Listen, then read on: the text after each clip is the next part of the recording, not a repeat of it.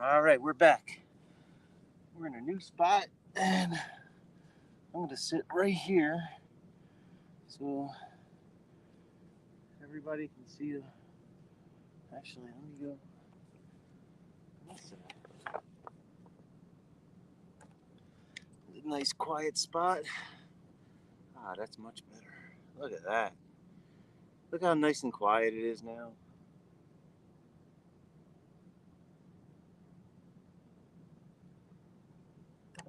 Ah.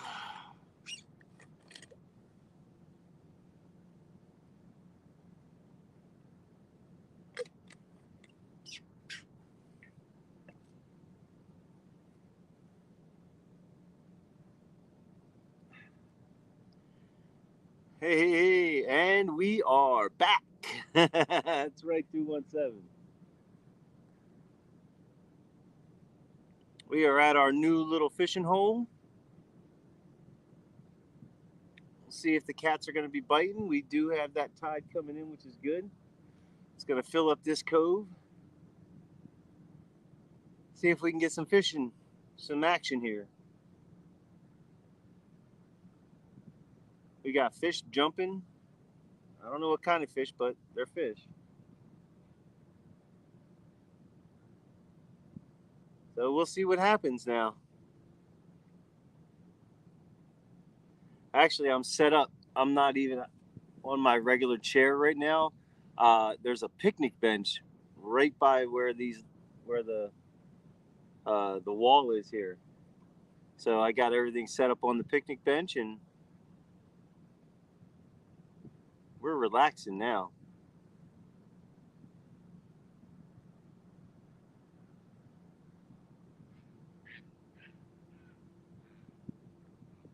See if we can get some fish to bite.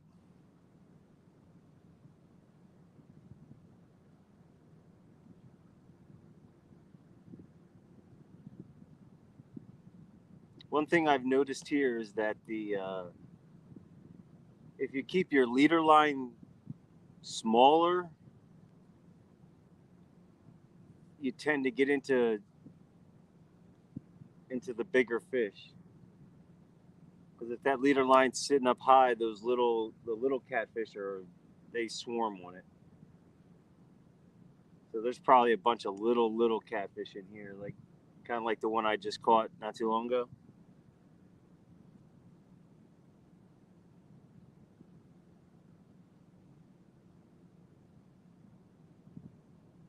But this spot is definitely not a spawning spot. Um,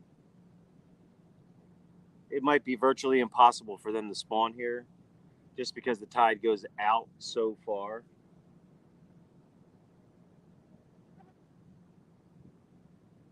And if anything, they're going to be spawning by the docks over here. There's some pylons out there. Um, they're going to spawn. They're going to probably sit out in those spots.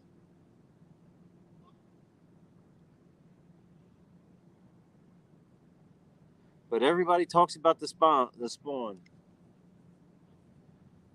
This is my first time ever dealing with it, so this is something new to me.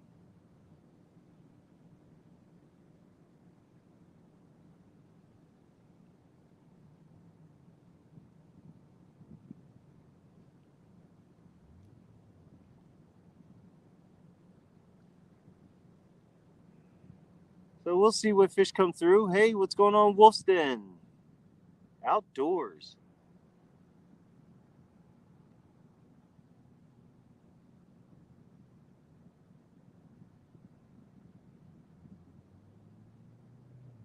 Yeah, I'd have to say this is probably the most peaceful spot that I fish. And when I mean peaceful, I'm talking full ambiance, um, the ease of putting your rods out, where you can fish in this area. Um, the level of comfort is just like, I mean, I'm literally sitting on a picnic bench right now. That's not to say that there's any fish here, but we'll see what we can get into.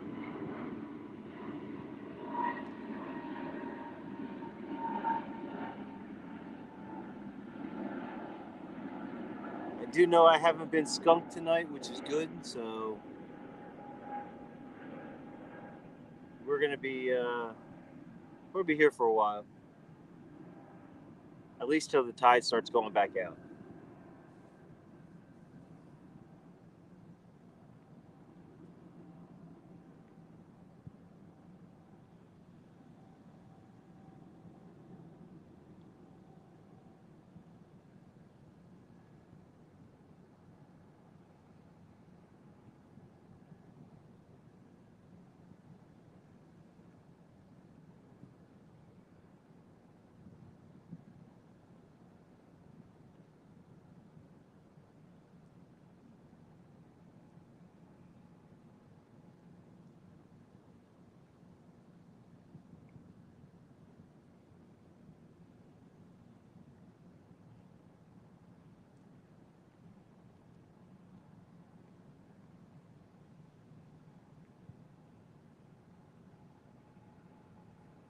It takes a little bit of time once that tide starts coming in for those fish to get, you know, get moseying around and starting to really hunt for some food in here.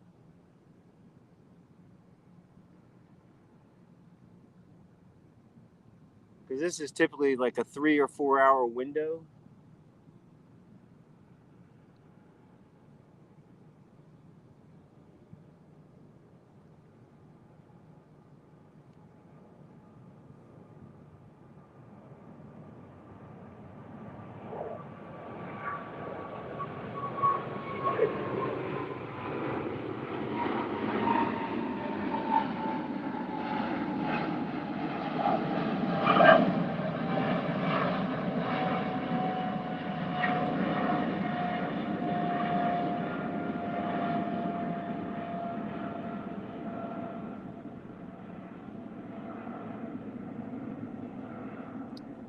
What I should have done was brought my ultralight out here and threw a spinner bait or a rooster tail right along here.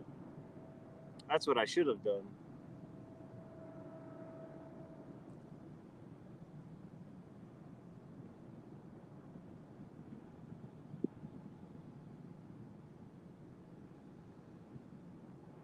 Because there's definitely little fish jumping in and out of here.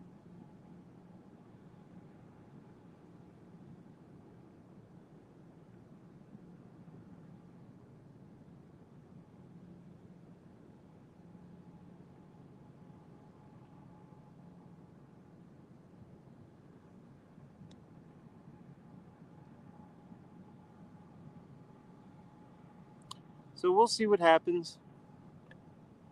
We'll let this go for a while.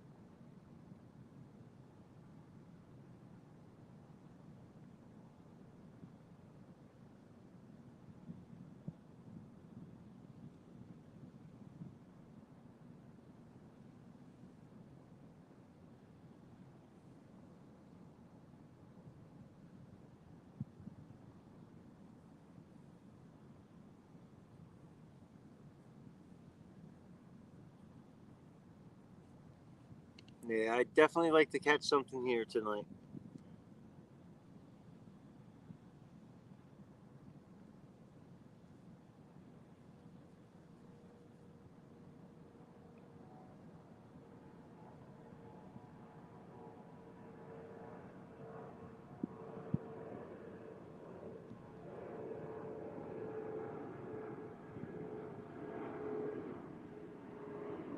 Oh, here we go.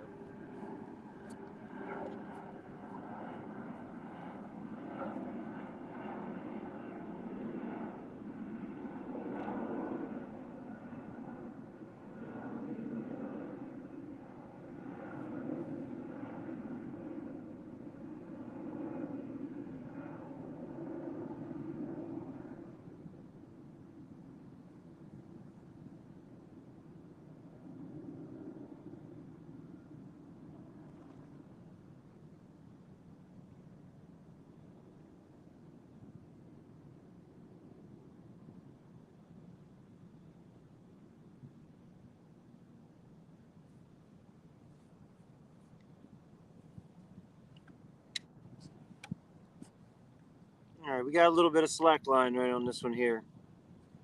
We'll see what happens. Oh, oh, oh, oh, oh, oh.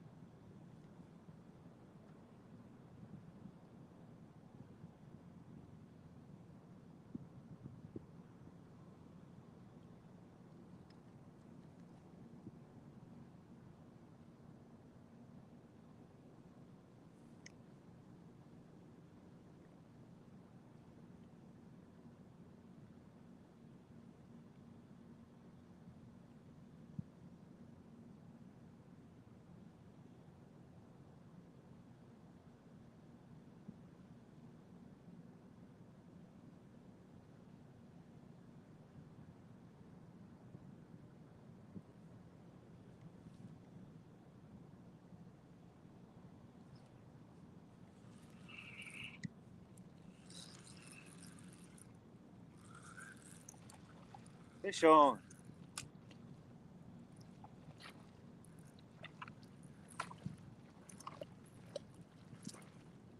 Oh no. Oh gosh, here we go.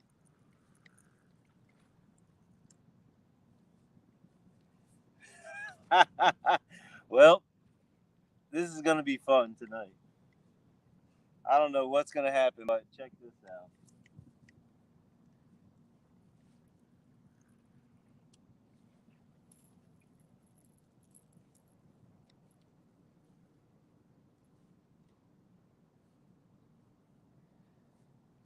We got ourselves an eel.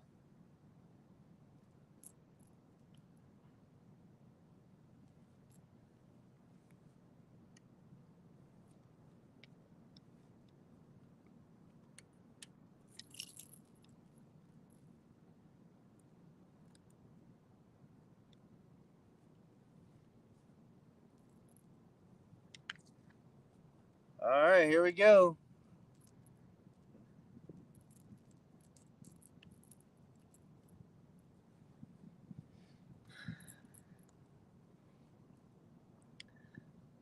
Looks like I know what I'm. You got that right. You got that right, 217. Looks like bait.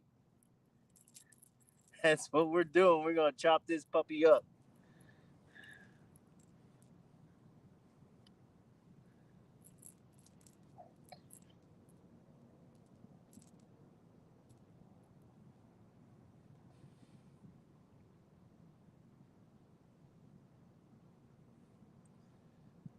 Yeah, he's a pretty nice size. So we'll cut him up.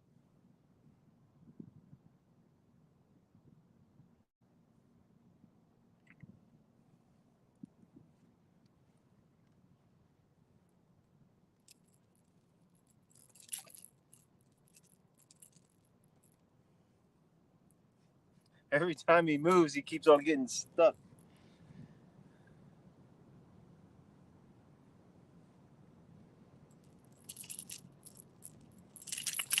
Whoa. It's getting feisty. Well, he's about to lose his head.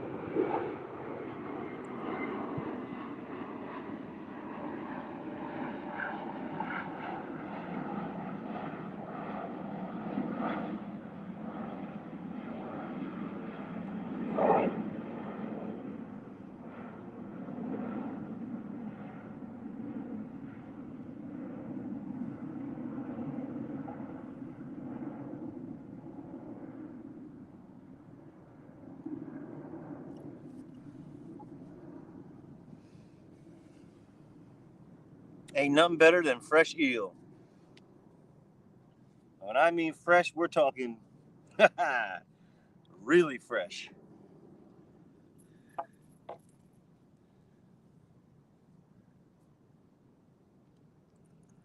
All right, let's get that bait out there.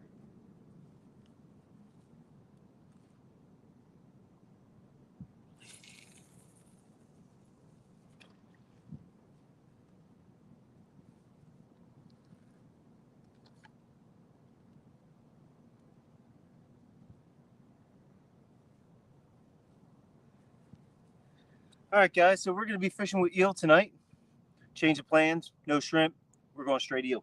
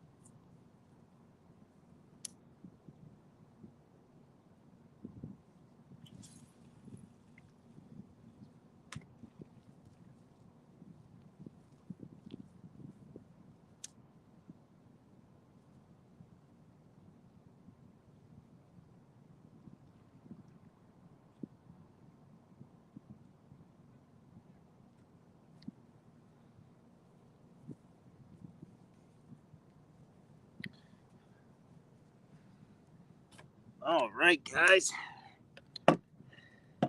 We got a new bait out. We got the eel. We'll see what happens.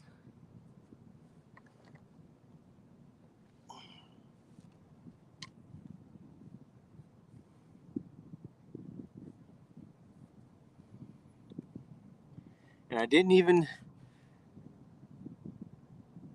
mess up my towel.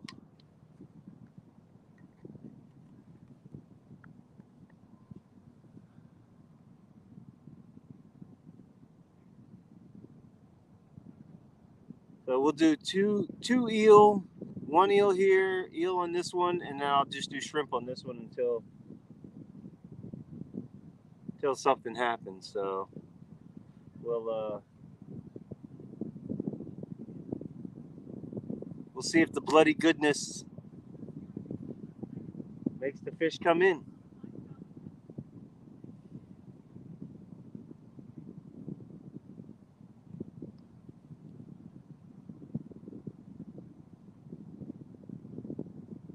That's the second time I caught an eel here.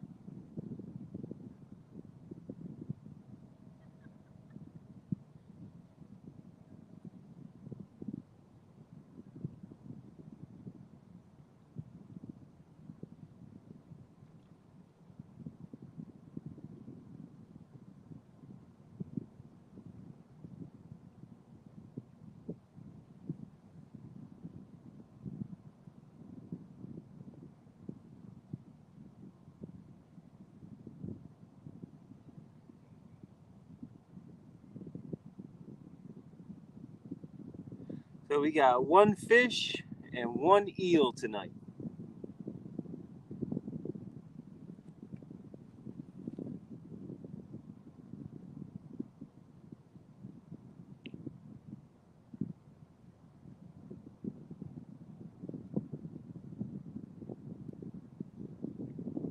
So now let's see if there's some catfish in here.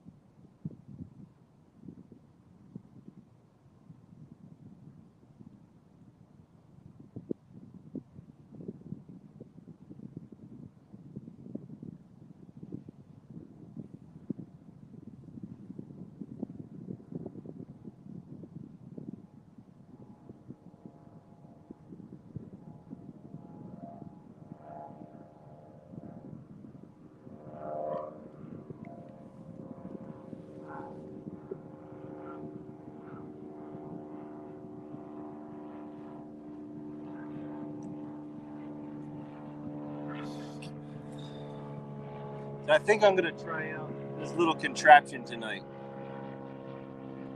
Basically, what it is it's a fish indicator. But what happens is when kind of almost like a carp indicator. So what you do is you basically put this thing on you put this on your rod, and then you hook this little thing up right here to your line. And we're getting bites.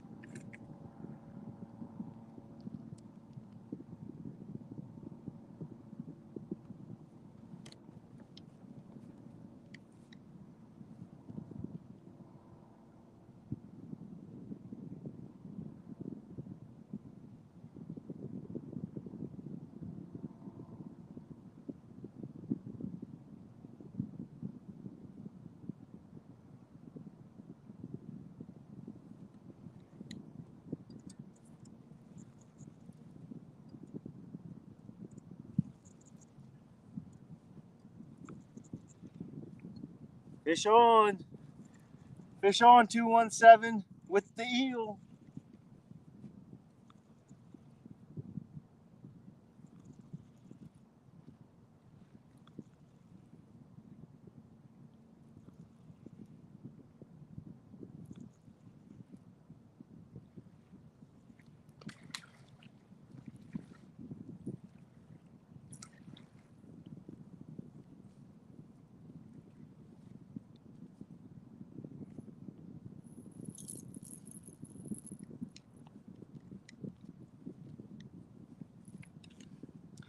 There we go. Whoop, whoop. Oh, yeah. Got him with the eel.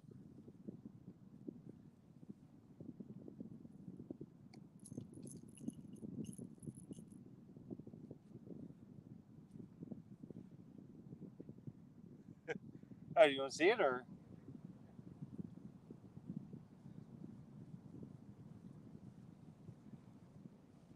Oh, nice. Yeah, it's a male. You been out here long? About 20 minutes. Did yeah, you about catch that out here? Yeah, I just caught him. I just caught that about 10 minutes ago, and I just chopped him up and put the eel on there. Nice. Boom. Nice male, guys. Yeah, buddy.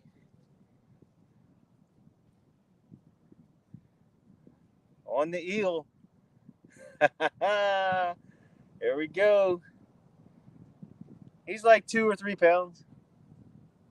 So we're gonna bait up again. Well, I'm gonna leave that eel on there. We're gonna keep going.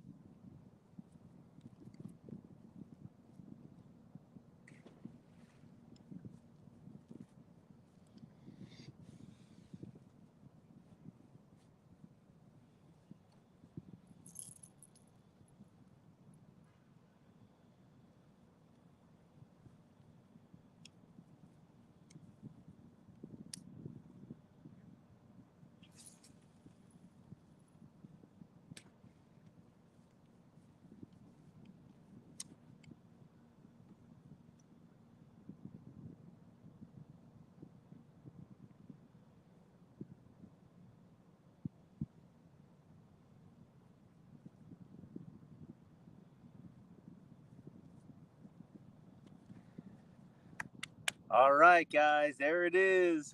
217. When you said it, that's bait. That's what we're doing. I'm actually gonna bring the chunky rod in. And we're gonna bait that up with some eel.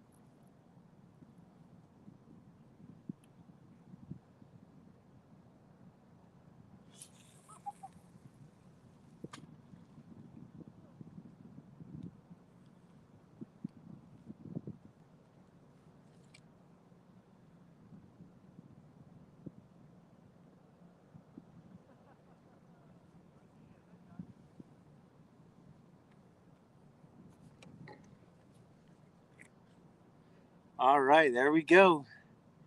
This is good. This is good, guys. Very, very nice situation. So back to this. I'm gonna actually put this on there and see if it really works. See if when the fish pulls, it'll give off a sound like when I turn it on.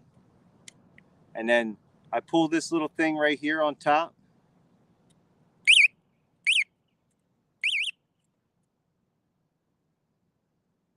That might be a little too loud though.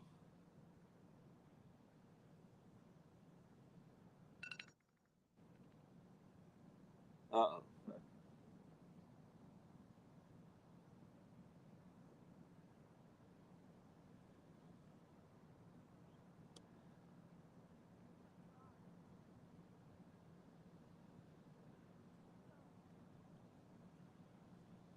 Oh gosh.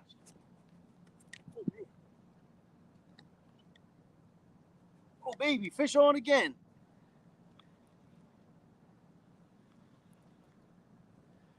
Fish on again.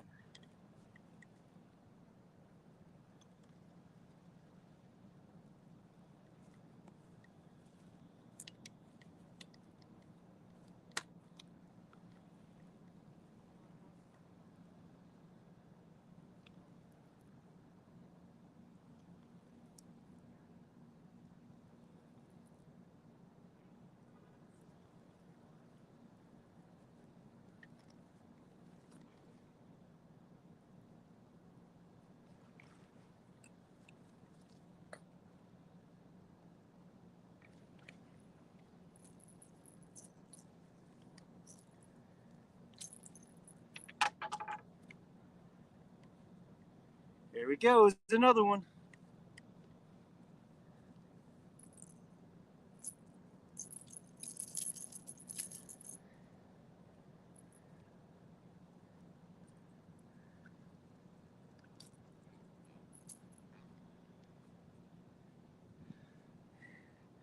There we go.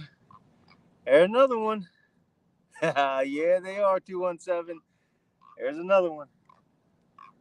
Loving that eel. Frank H, what's going on? He's another 2-pounder. But hey, got it on the eel again. Here we go.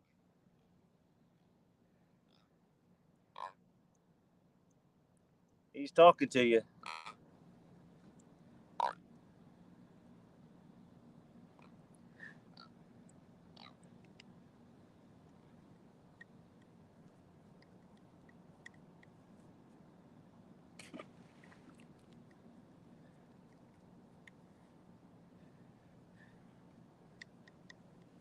That's another one, guys.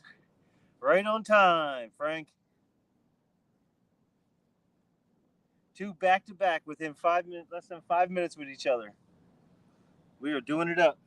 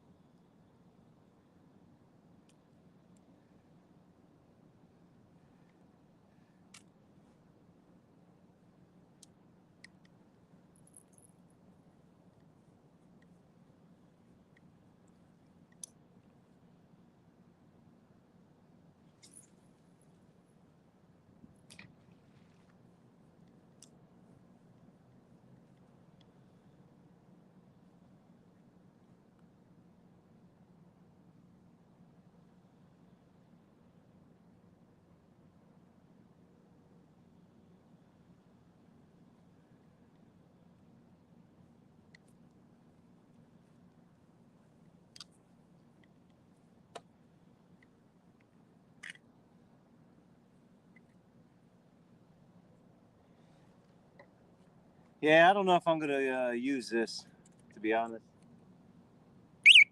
It's just too loud. Especially here, it's like real loud. It echoes.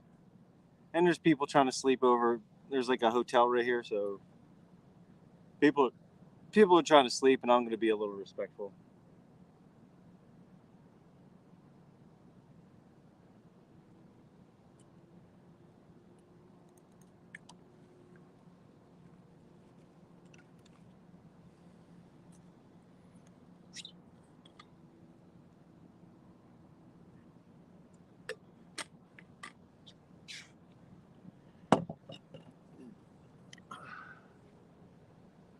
All right, guys, we got two.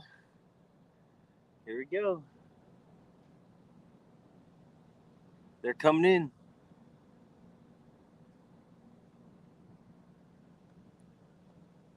See, I don't know exactly how this whole cove thing works and the way the tide comes in with it, but the river goes that way.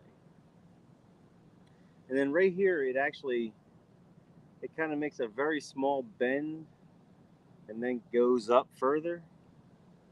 So I don't know if when the tide comes in, it pushes and goes this way and makes like an eddy here. I'm not 100% sure.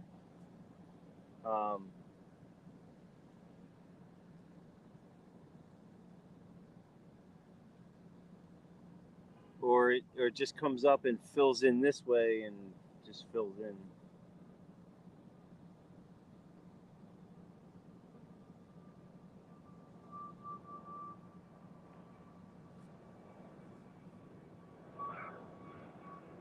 So that first one I got was definitely a male. Second one looked probably like a male.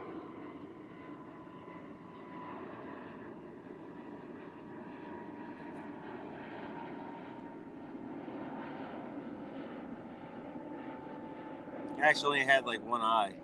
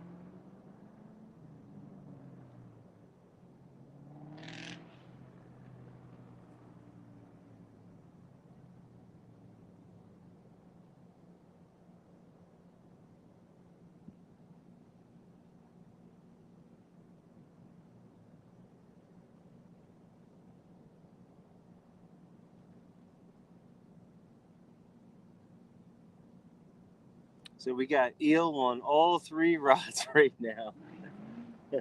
We switched it up from the shrimp.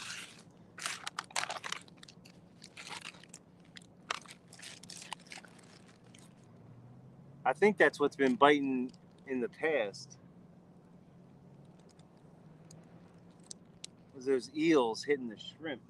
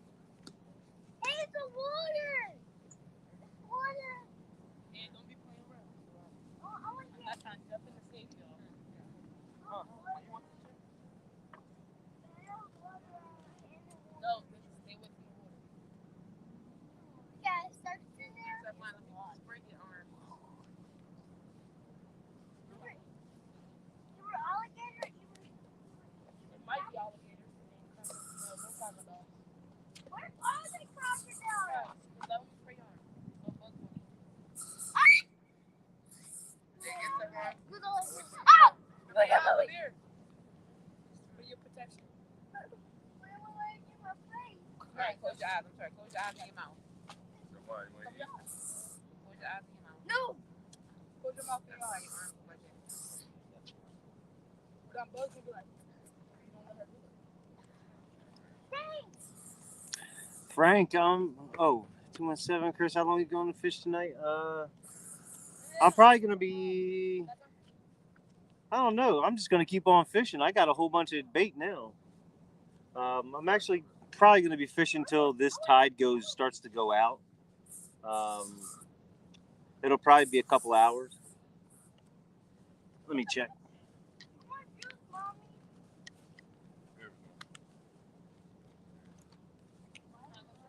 Yeah, it's not high tide yet. So we have a little bit of time. Probably a couple hours. Frank, I'm on the Delaware River, just in Tinicum. I'm in one of the public parks that has a little cove here, and you can fish it. They have perch here.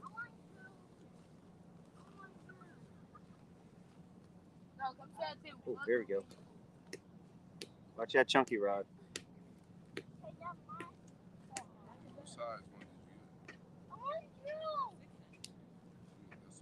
They have perch, carp, catfish.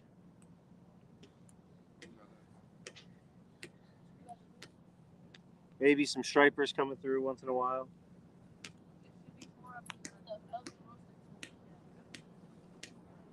But that chunky rod just got hit, so we'll see what happens.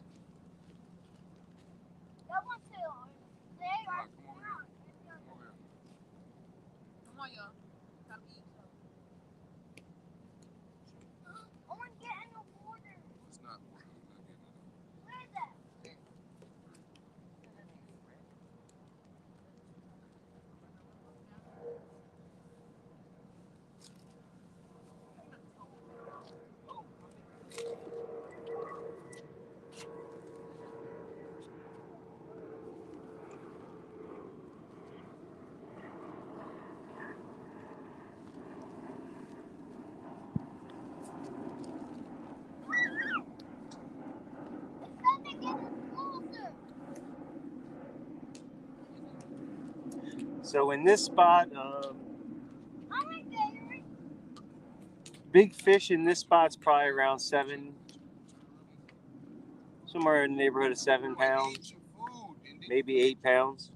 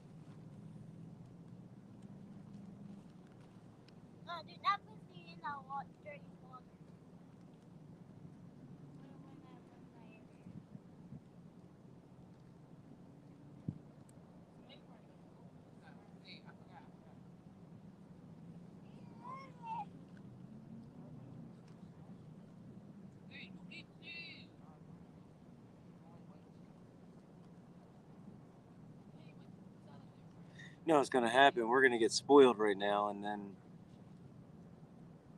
there's not going to be a bite for a while.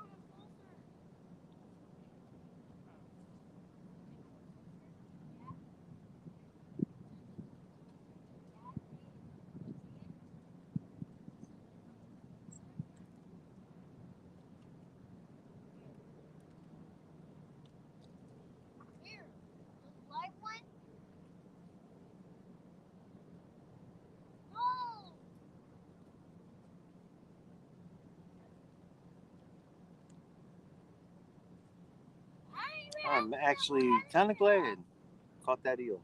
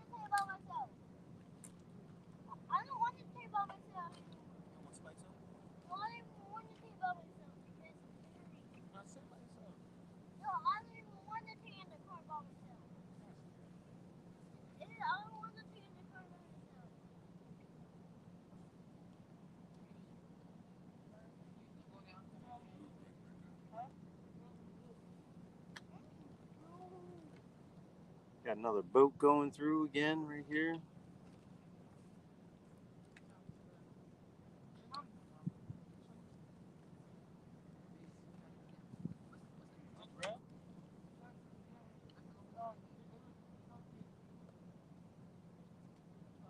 See if we can get a tanker bite.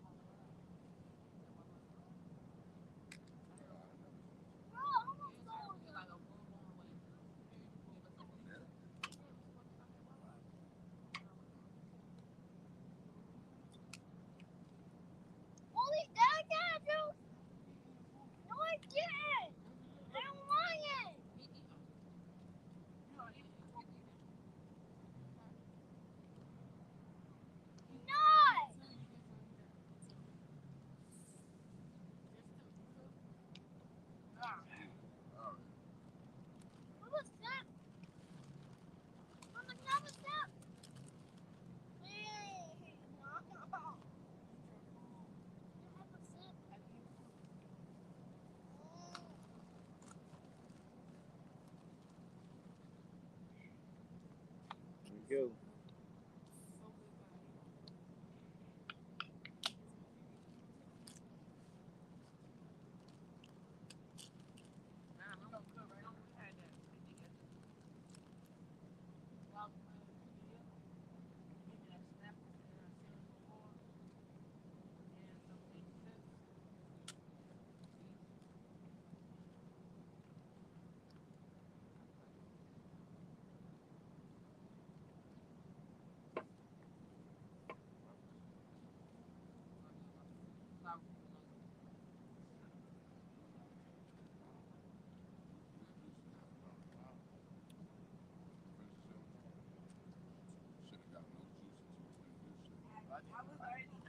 That's definitely one good thing about using the eel is that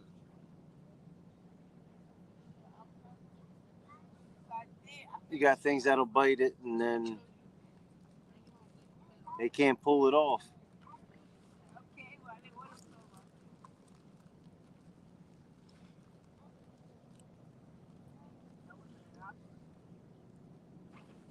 Now, what's wrong?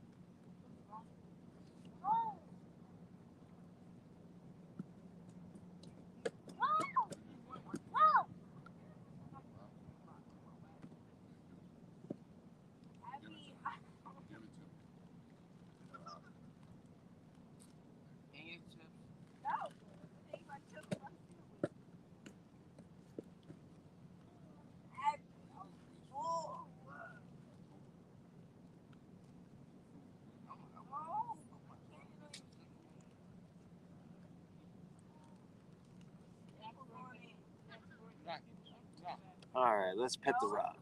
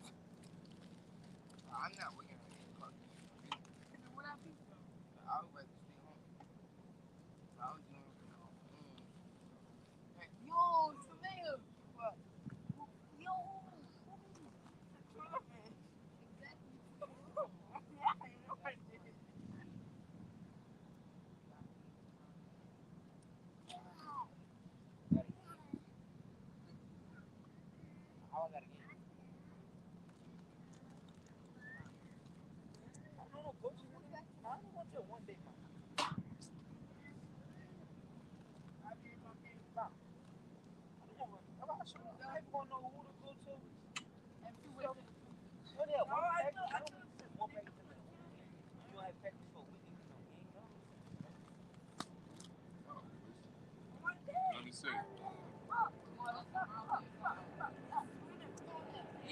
That's the same. That's the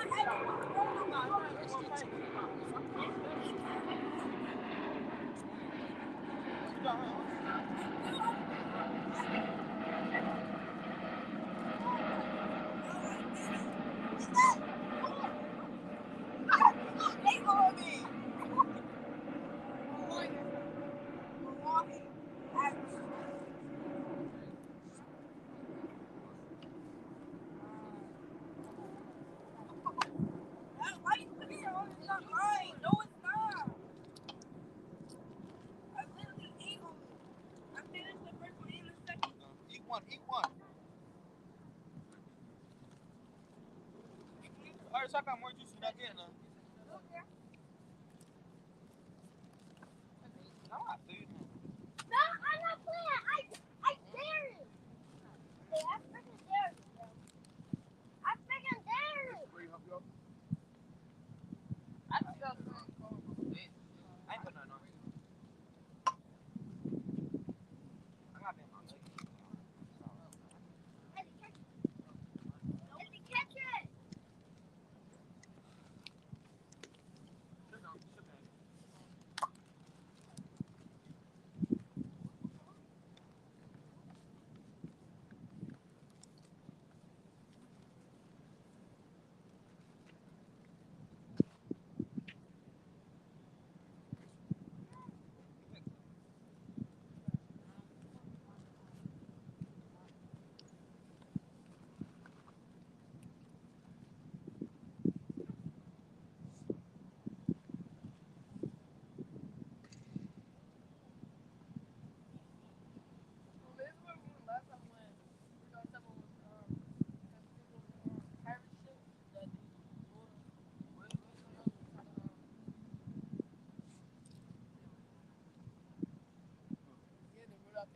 Maya.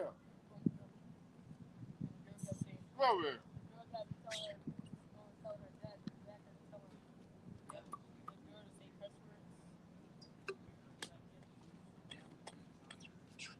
Pick that over there. On that side.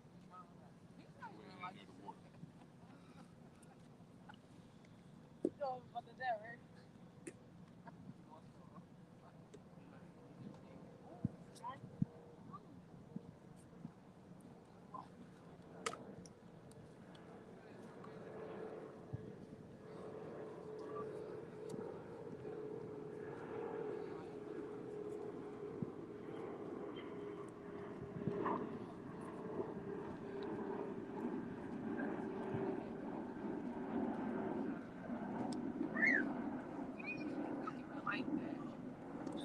Man, hey, what's going on, Dale?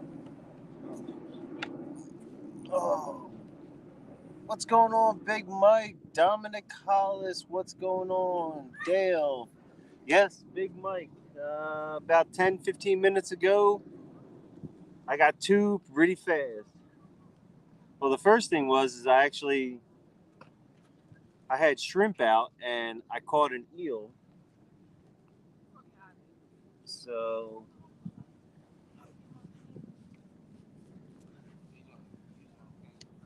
I got me some bait. Caught an eel. Oh, jeez. So we decided to change over to from shrimp to eel. And as soon as I put out that eel, I got two really fast. Hey, what's going on, them river boys? Thanks for stopping in. Why are you pouring the water out over Yeah, so we got two decent sized, 2-3 pounders, somewhere around there. there? What is he doing? Yeah, we got them really fast. Oh, here we go. Pouring the water out.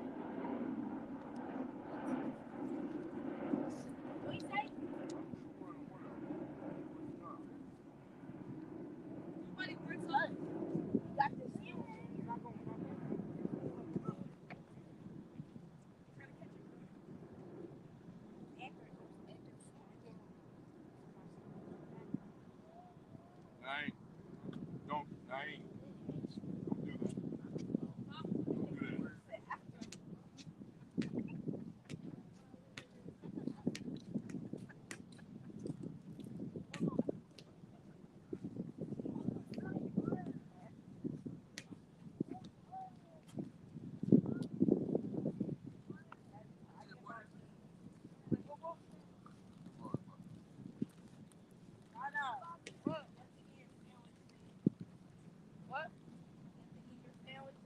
Hey. Right behind you.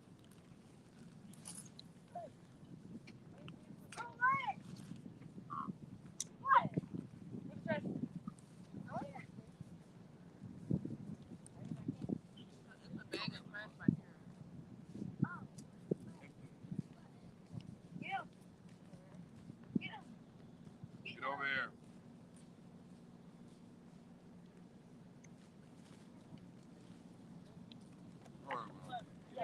Yeah, something was pulling on that. Hey, what's going on, Tanya? How's it going? Good to see you. Thank you for stopping in. Half Century catfishing. What's going on? We got two on the board right now. Actually, I got three total. One from the first round that I did, where I stopped at, and then the second spot I'm at right now. I caught an eel, which I'm fishing with right now, and we got two. Get over here. Suck mine.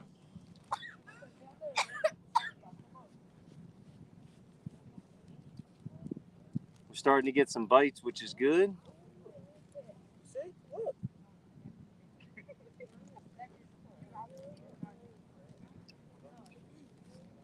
Come on.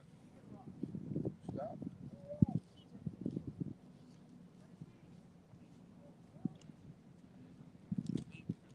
Yeah, this is the first time in a long time I've been fishing with eel.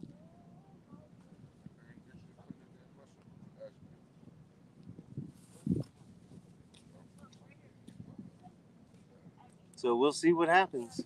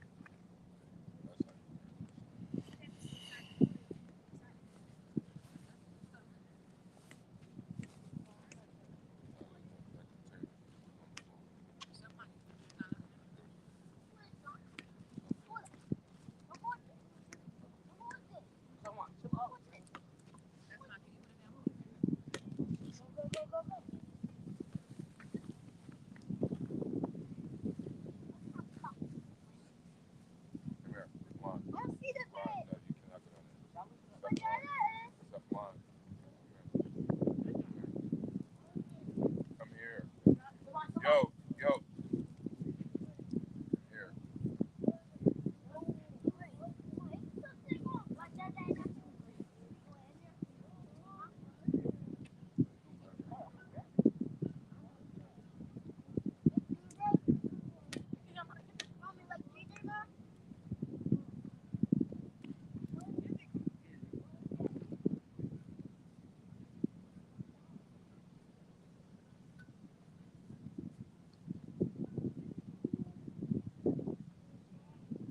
Yeah, it's a nice warm night tonight. Nice breeze out here. Feels really good.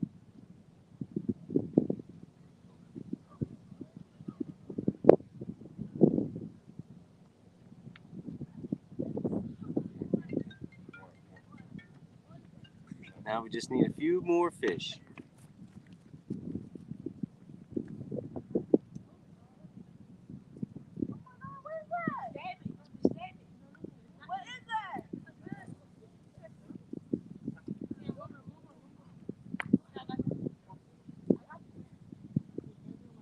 I'm gonna go help these guys out real quick.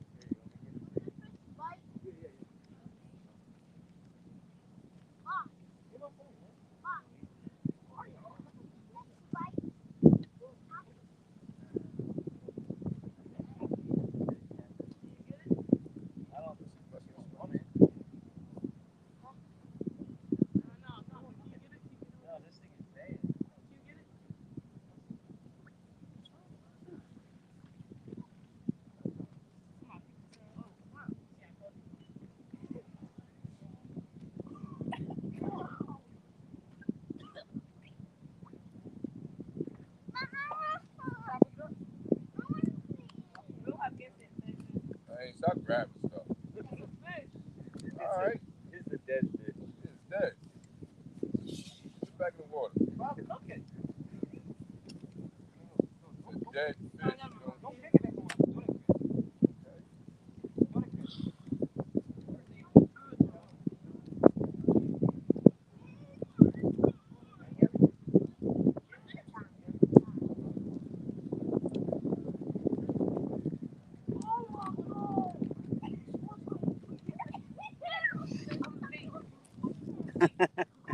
They found a dead fish, a dead catfish.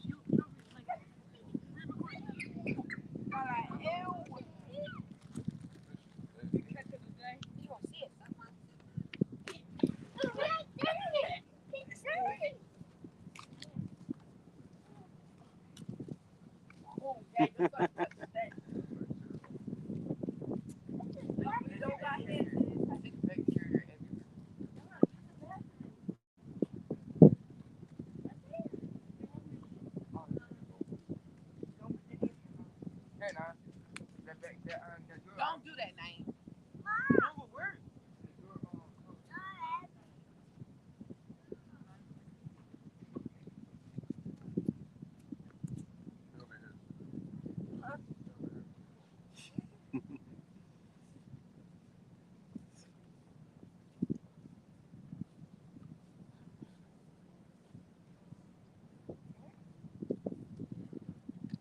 That's the second dead catfish I found so far tonight.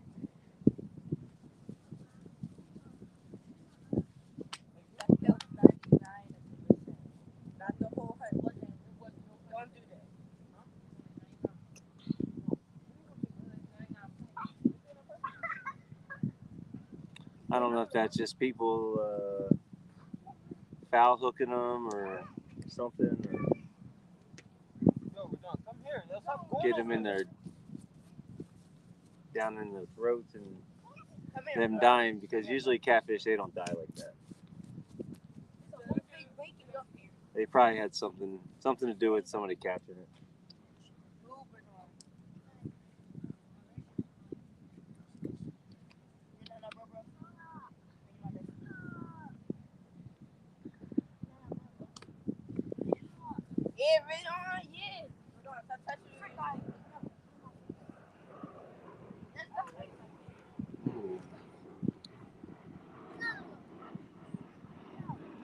Them river boys.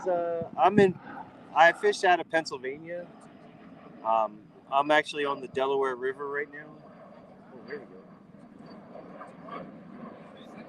I'm on the Delaware River in like a little cove area.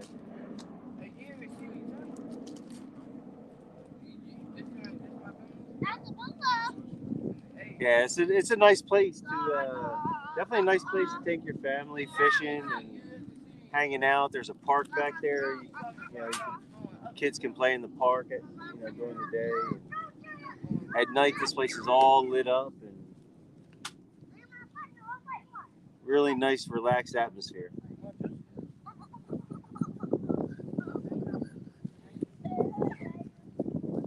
Yo, stay over here. Stop kicking.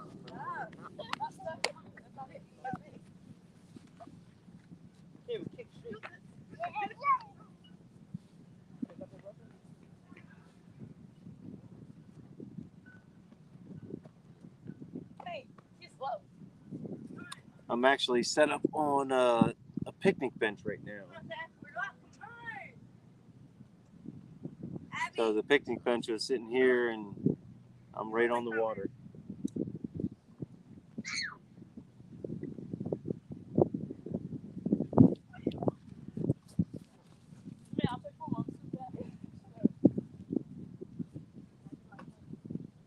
So now we're just waiting on the bite. We got two earlier. So we're just waiting for another one.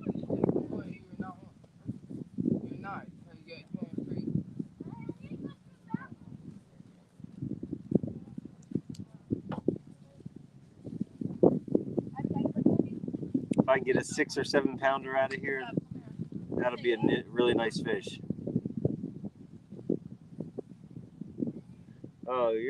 Oh, the Susquehanna, you're a solid 2 hours away from me. Maybe even a little more. Yeah, I got the Delaware River here, which goes, it goes all the way up. I'm down by Philadelphia. I'm down by the airport.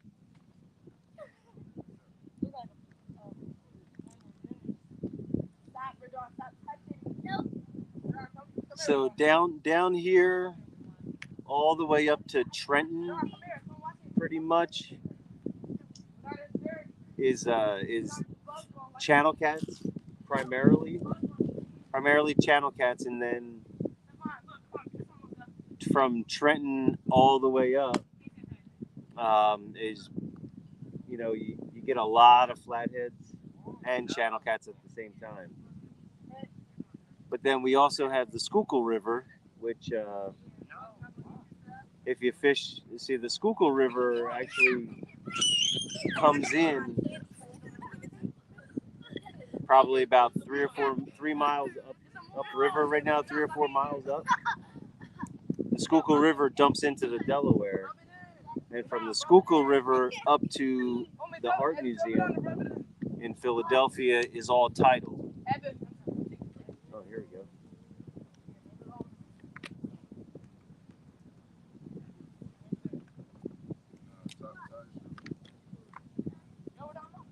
Yo, when you smell like fish?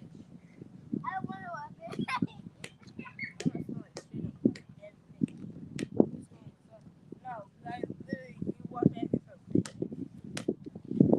Getting some hits on the white rod.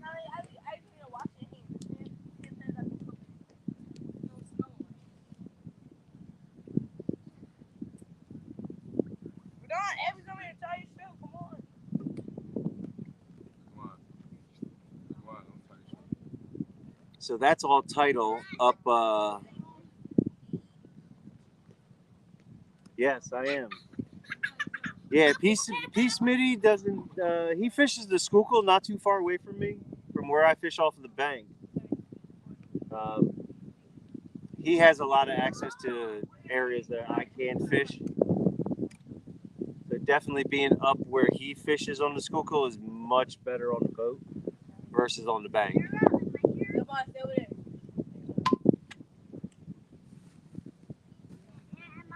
Actually, one of these days, I hope I can hook up with him and go and fish up those areas, because they're catching a lot of big flatheads right now. Like up above Norristown and Conshohocken, they're killing it right now with big flatheads. A bunch of them between 25 and 35 pounds.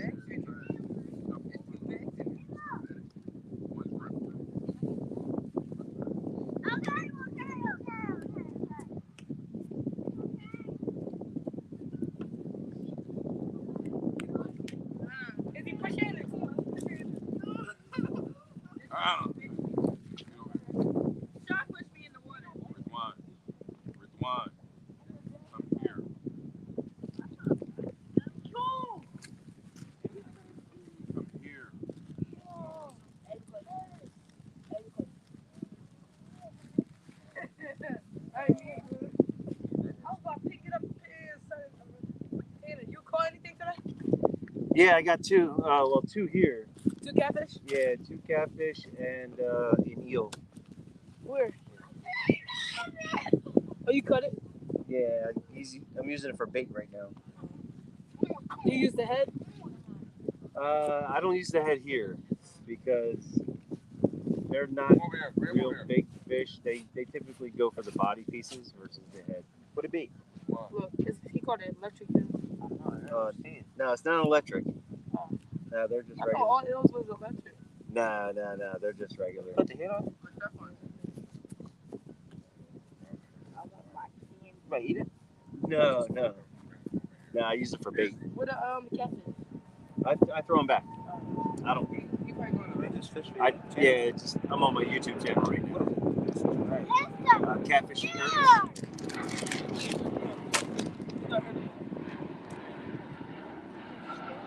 I'm gonna show some support. Show some support. Catfish and Curtis. Yeah, north of Bethlehem is pretty good. They've got big flatheads up there too.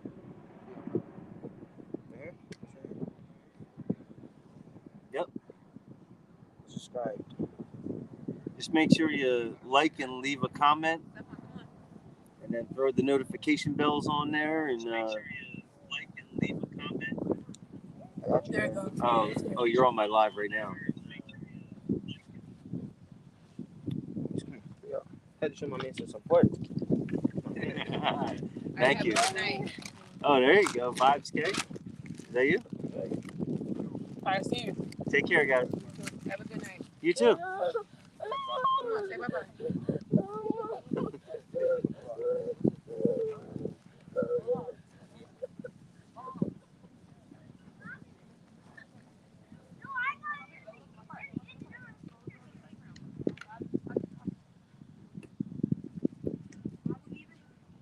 Yeah, Vibes K is a new subscriber.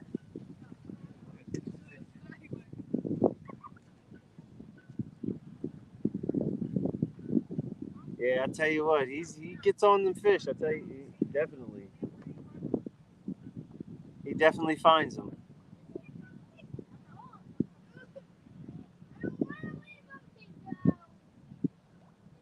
So, yeah, that was just a family hanging out, eating a little bit, and now they're heading on home, I guess. So let me go check out the tide.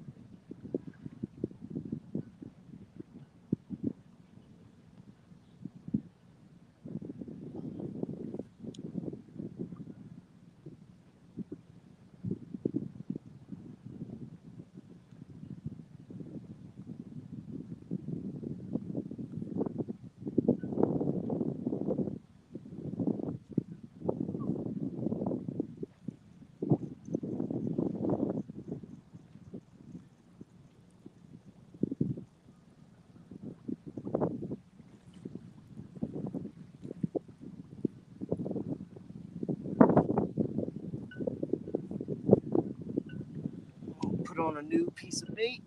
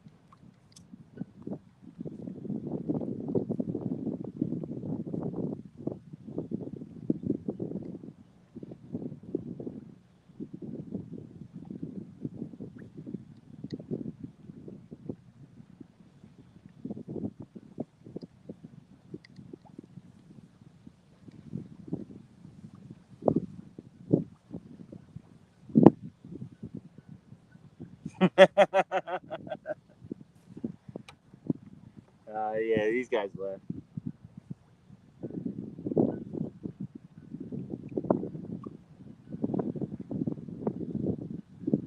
Yeah, we got a really nice breeze going on right now. I'm gonna reel this one in and cast it out further.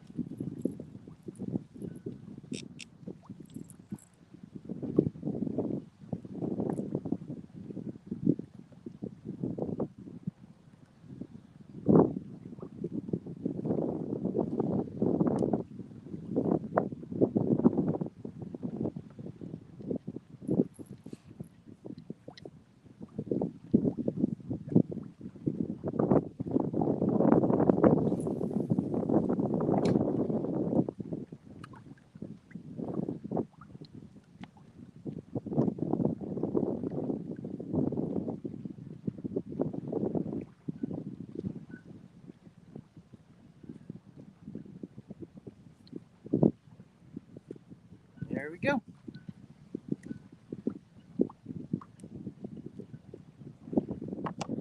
And we are fishing again. Hello, hello, everybody. Welcome to the Catfish Cooking Show.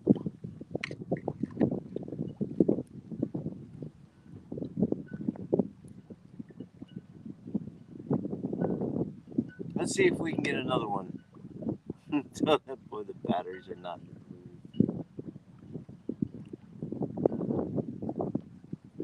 Yeah, these eels give off some wicked slime. Sticks to everything.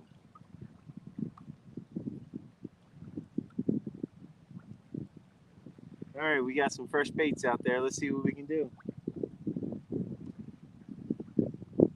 I got one, the white rod, that's deep.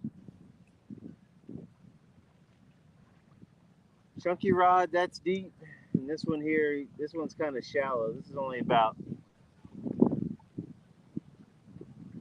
maybe 25 yards.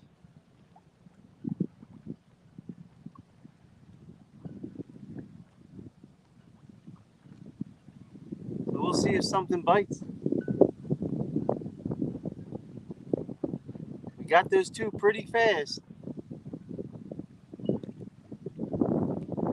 Now we're just waiting it out for the rest.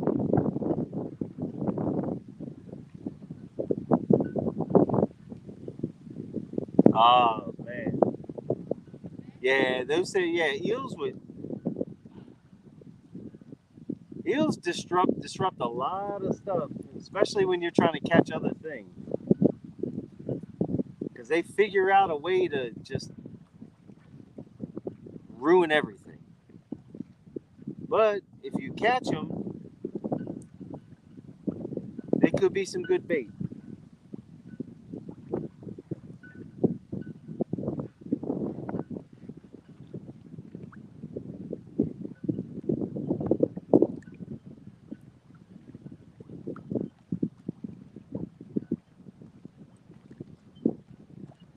I know those Potomac boys right now would be like, man, I just paid $15, $16 for that thing.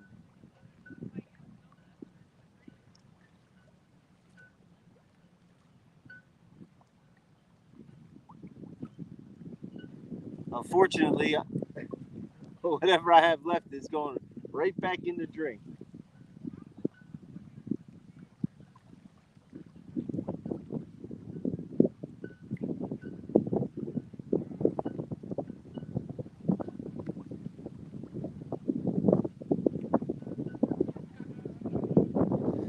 Because our flatheads, they don't eat. I mean, I've caught it on eel one time, but for the most part, our flatheads are all bluegills. Bluegills are any type of cut bait. Fish cut bait.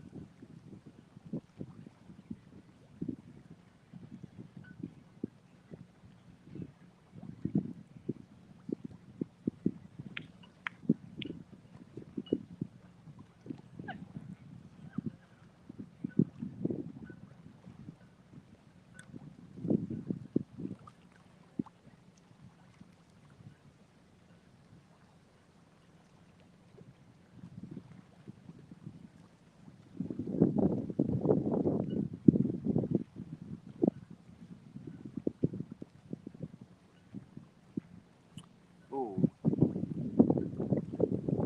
Oh gosh. Well, they've actually had some blue cats caught. I'm not sure the date of them, but they were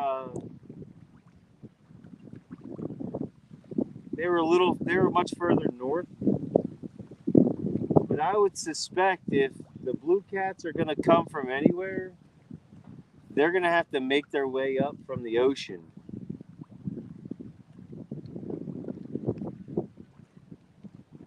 Because that's pretty much the only way they're going to get into the Delaware, or even get into the Schuylkill would be tough. Because they're going to have to travel all the way up to Delaware first. Do all their, migratory stuff and movement and all that good, fun stuff. And then they're going to have to figure out how to get into the Schuylkill and then travel like, I'm going to say at least 3 or 4 miles maybe. Travel 3 or 4 miles up the Schuylkill to where the dam is. And then from the dam, they'd have to figure out how to get up the fish ladder and then move up.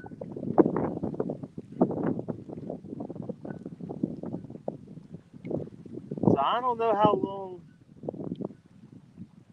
I mean, I would probably start to see blue cats here before I would see them anywhere else.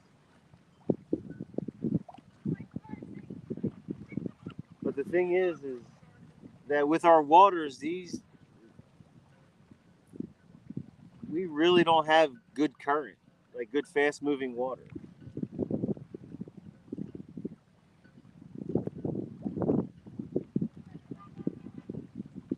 Schuylkill, very, very slow.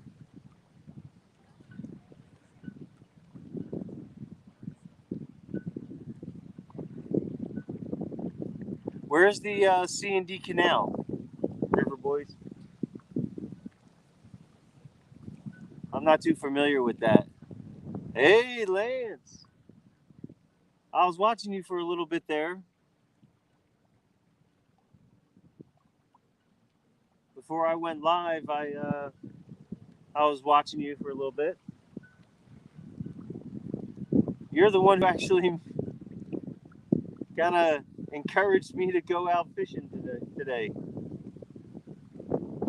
Once I saw that you were live, I'm like, oh, we got some people live. I might have an opportunity to go live here. But we got 2 so far. We did it on eel, which is pretty cool. I caught the eel earlier here. When I first started, I got the eel, cut them up within 5 minutes, got a catfish, and then within the next 5 minutes, got another catfish.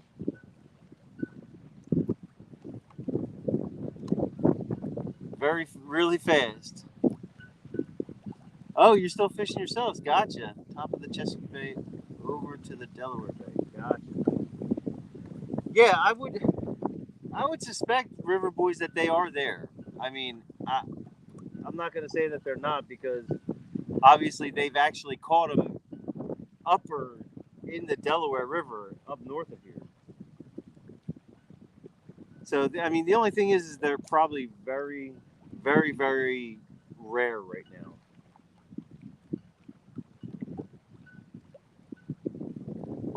I mean, I probably wouldn't expect them to do anything, or slack line, big time slack line.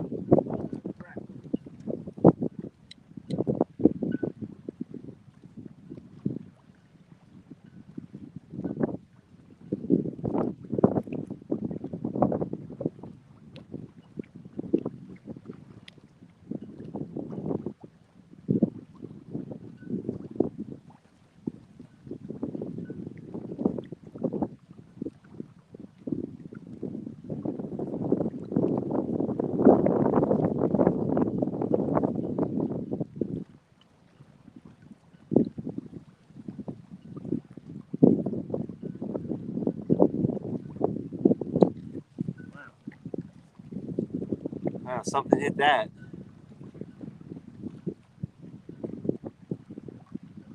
Very nice, Lance.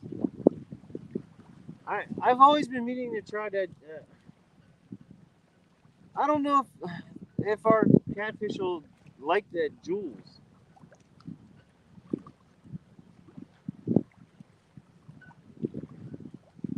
We just have so many little fish that are opportunistic that may just eat apart that bait.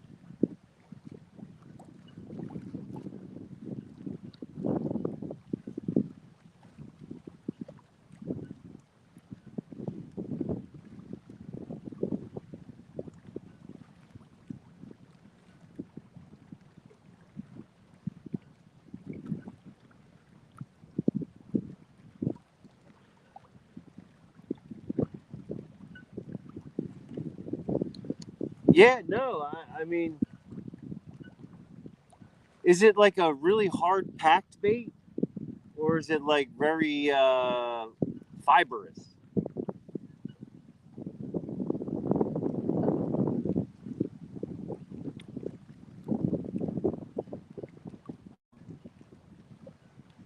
Because I see a Fishing Magician, he uses some type of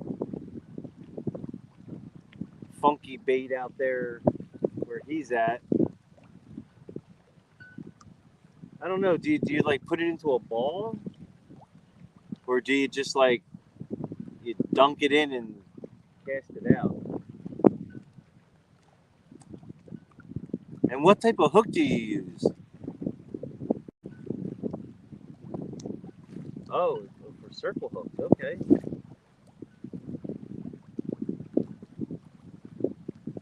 All right.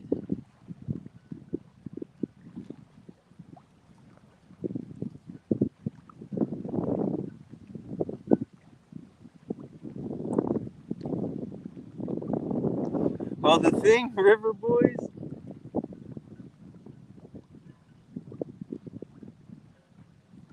I've caught my biggest catfish out of the Delaware and out of the Darby Creek, which is like a mile behind me. I've caught them on shrimp and chicken.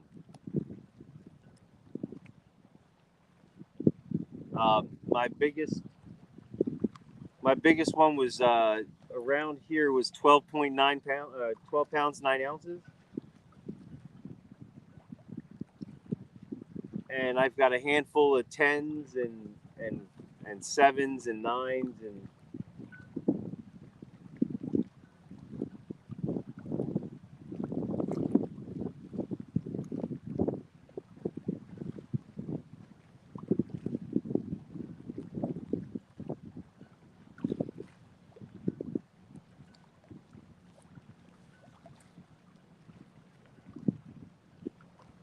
Yeah, definitely for my waters, these catfish are they're not huge, especially fishing from the bank. It's definitely a little. I got my hands tied a little bit as far as how big these fish are. There's probably 15-pound catfish that are out towards the middle of the river and everything.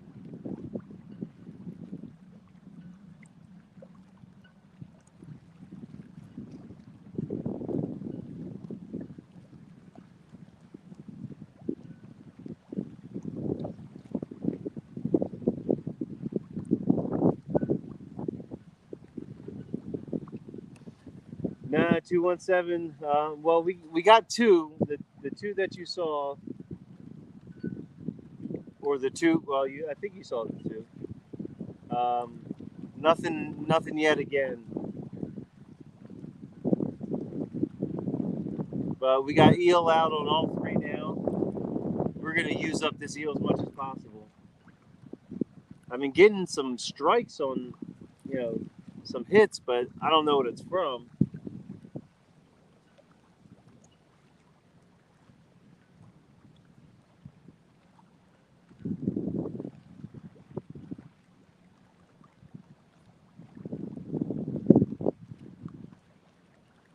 Yeah, I know there's. Oh, gotcha. I see what you're saying.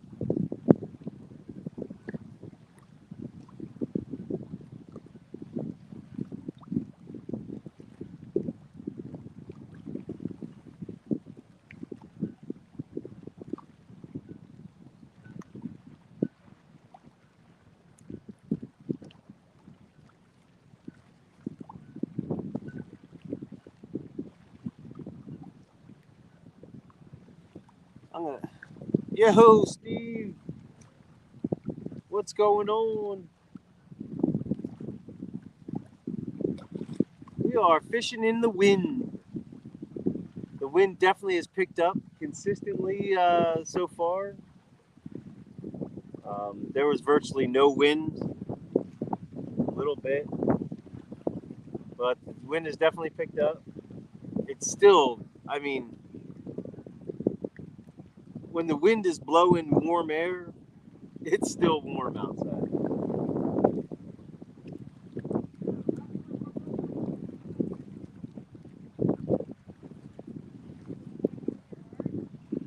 We're just fishing with some eel that I caught earlier here. So if you go back, you can watch me catch an eel, cut that baby up, throw it out, catch two more catfish.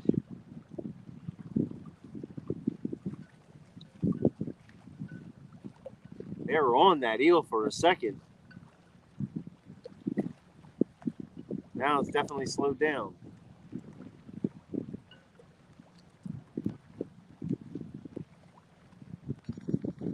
Uh-oh.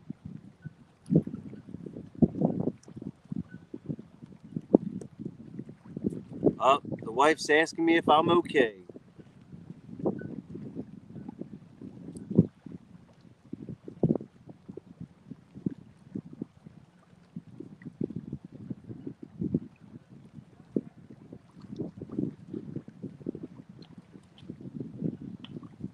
Well, if she went on my channel right now, she would see that I'm fishing. Oh, God. Oh, my God. Whoa. Holy moly. You see that takedown? Oh, no. He got off. Oh.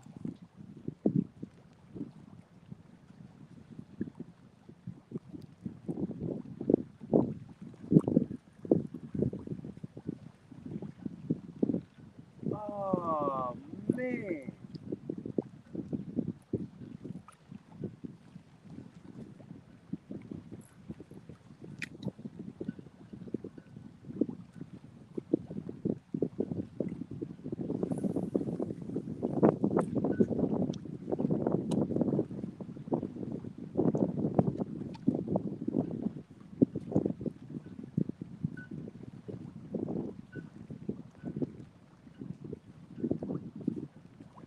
Oh.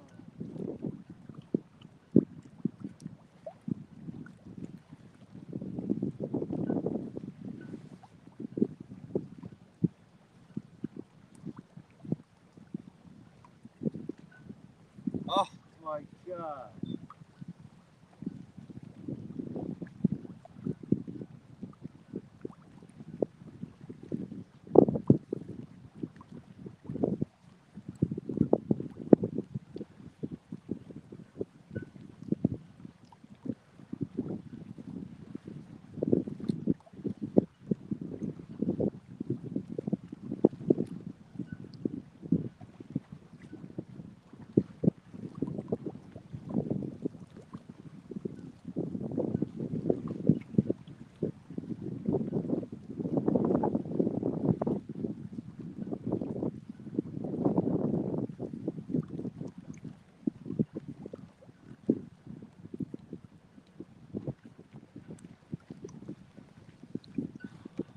My goodness.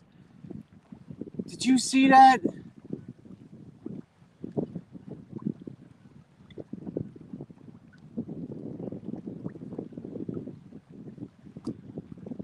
Man, that fish smashed that.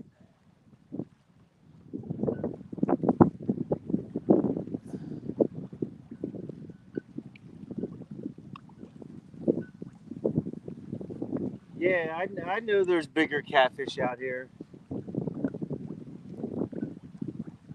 I mean, I know there's 15, 20 pounders. I mean, they catch them up. They catch them up north more.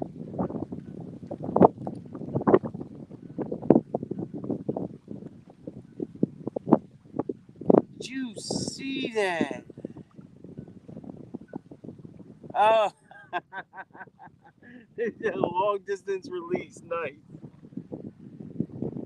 Yeah, actually, when I reeled that in, the hook was through the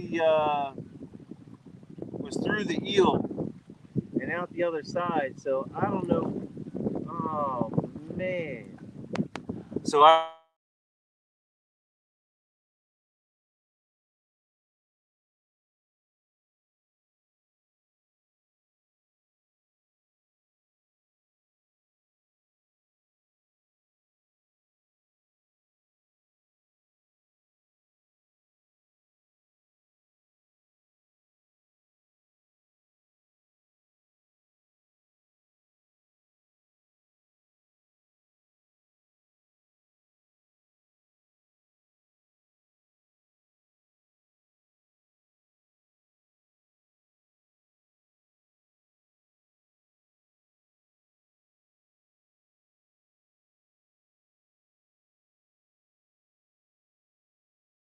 Hey, yeah, I'm back.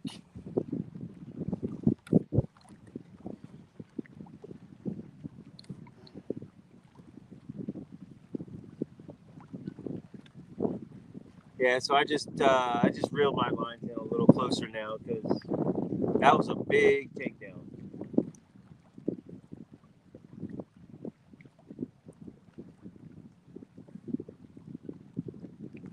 Hey.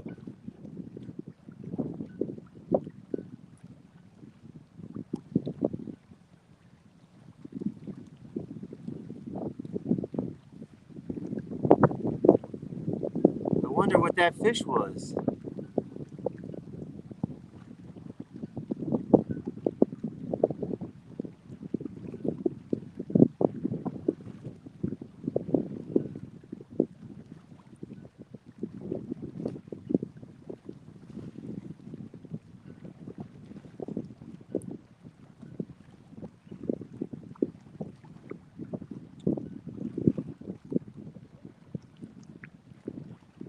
Now, that's frustrating. So they're in closer.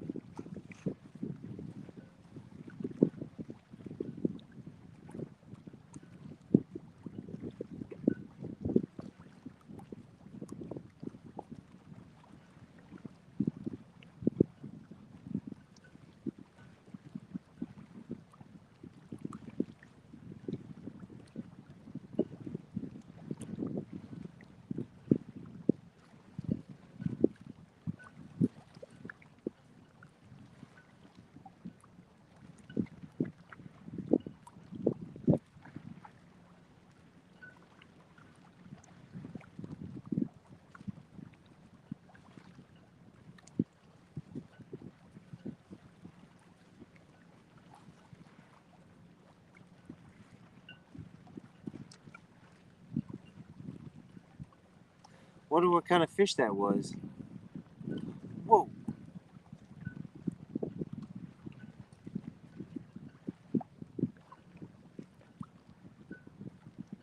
Oh my God. That's crazy. Man, they were on the hunt.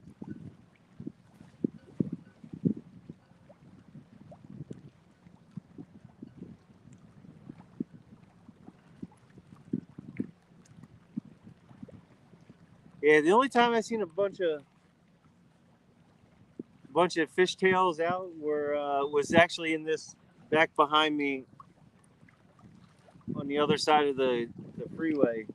There's a wildlife refuge, and they ended up like it was like a lower, the water level was low, I guess, and there were carp. I mean, we're talking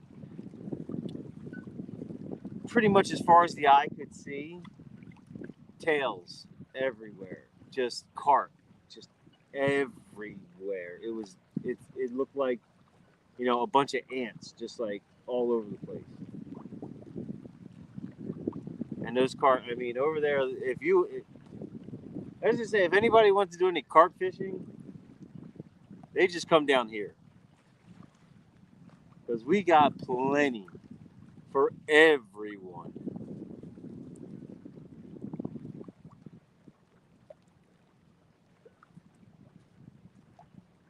When I say plenty, you can have as many as you want. Please.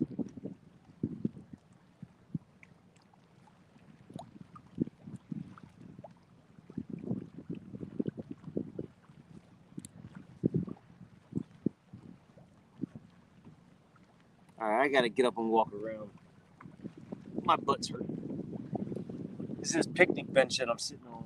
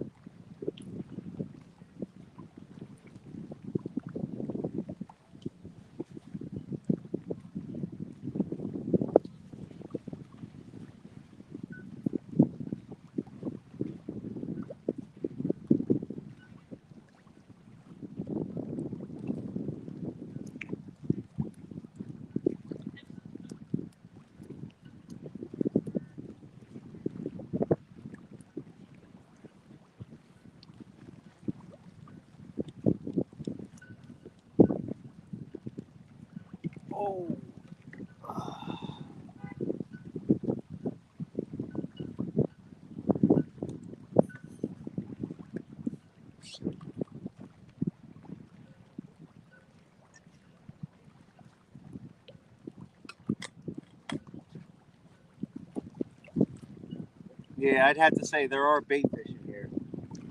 Saw a couple jumping around, but now that they're higher wind, I haven't seen them jumping up.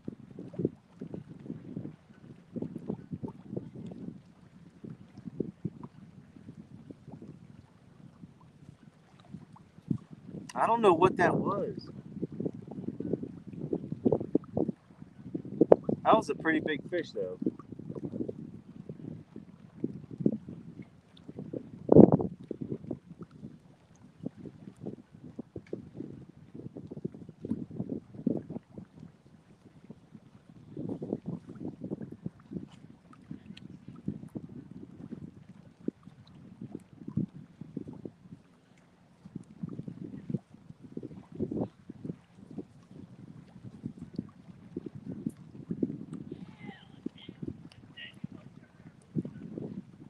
Man.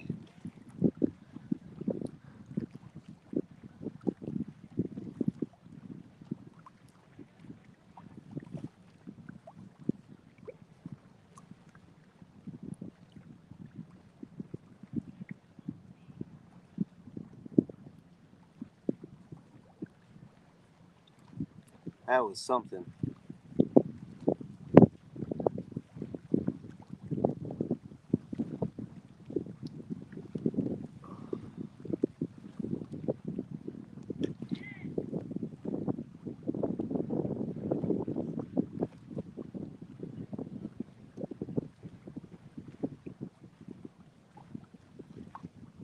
All right, let's see another takedown.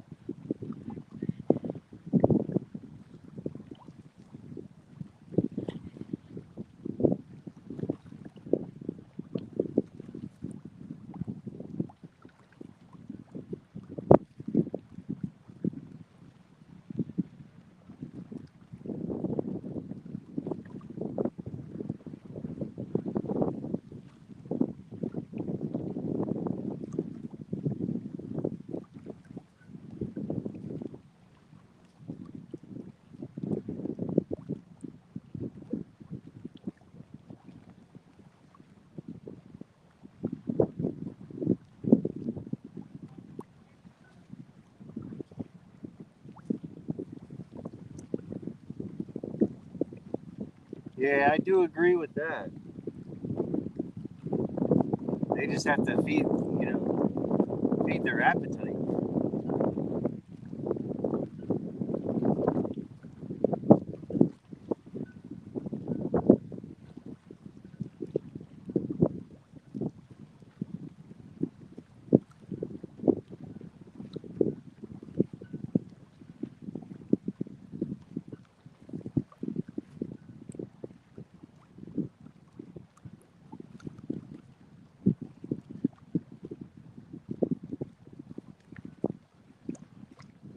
We just need another takedown like that one.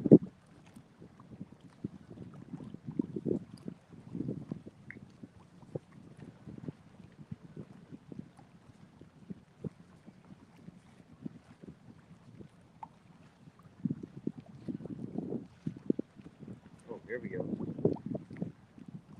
There's a little cat.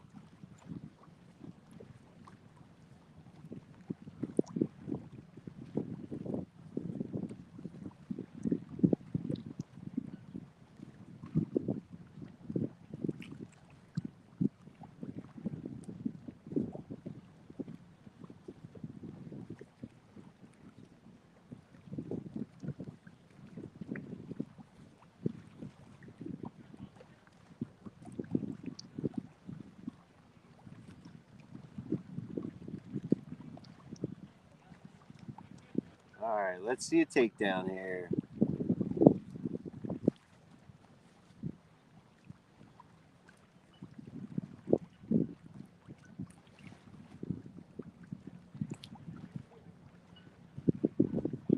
Let's go pet those rods.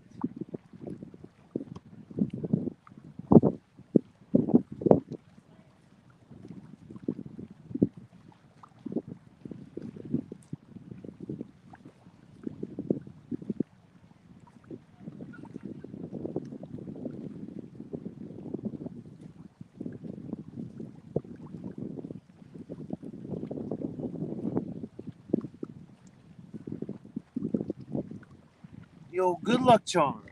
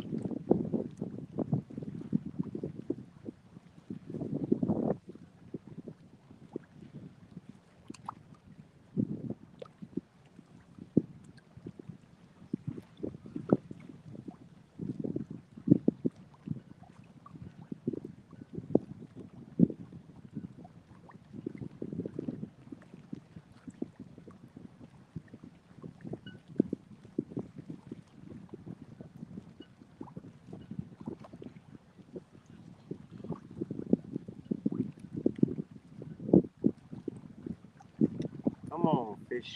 Where you at?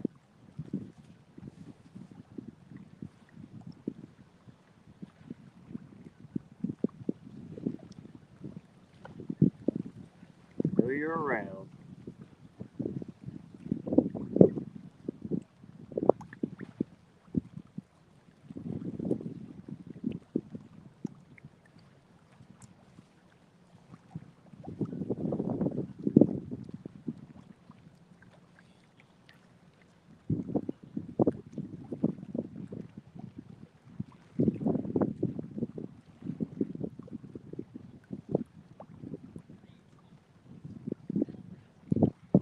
All right, come on, fish.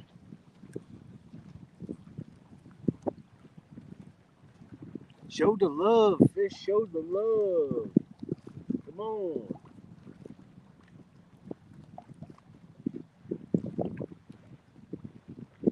Give the people what they want.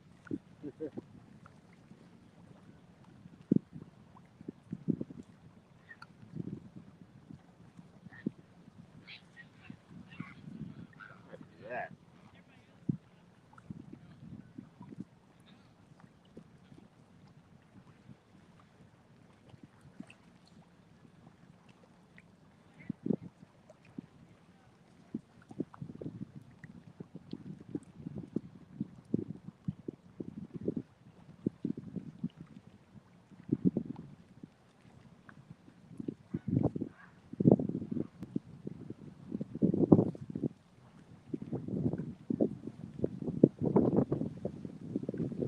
Oh man.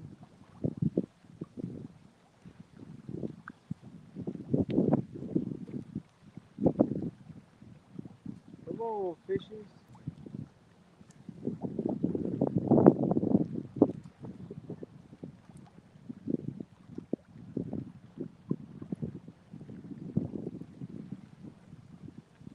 Whew.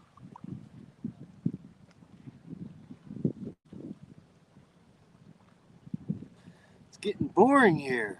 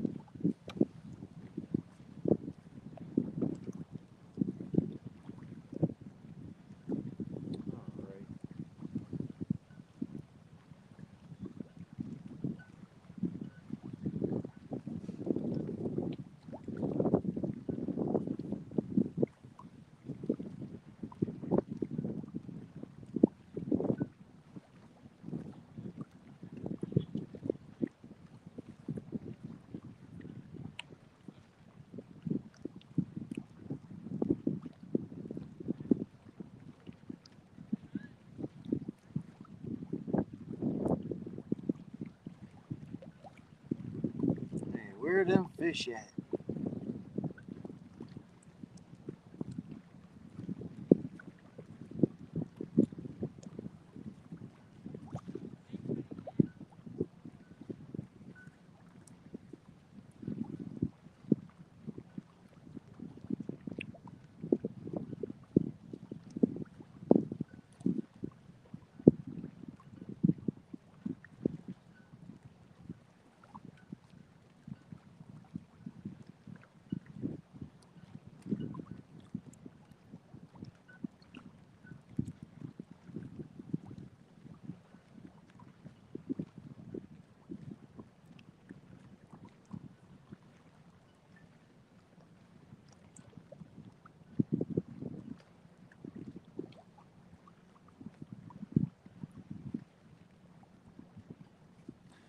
I wonder if that was a striper or something.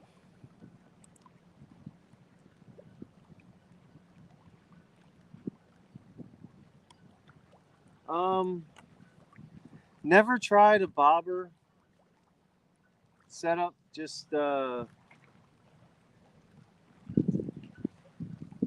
I have, I use the Santee rigs. So my bait, I mean, this water is only at high tide, maybe 4 feet,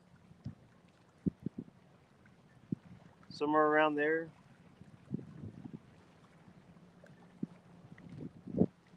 Yeah, it's probably like 4 feet, give or take. And I've noticed when I have a longer leader, because the tide is coming in, they don't really bite that much.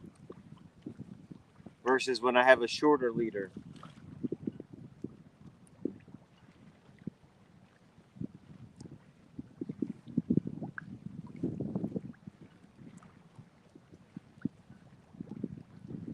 Because usually my leader is about from the sinker to the float is probably about a foot and a half easy, somewhere around there.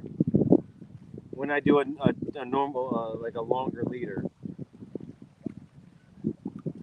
so I do have my baits suspended. It's just right now they're shorter.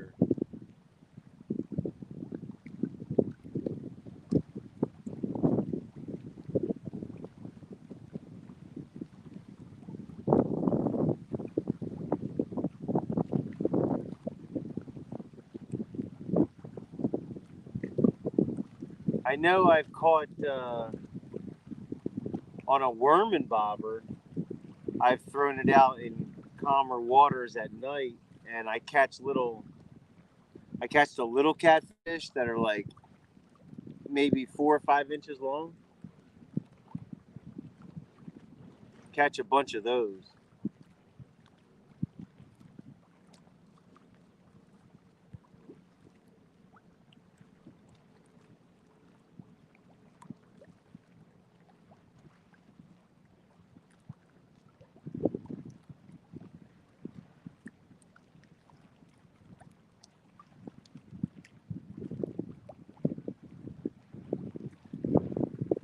But yeah, this surface throughout this whole entire cove is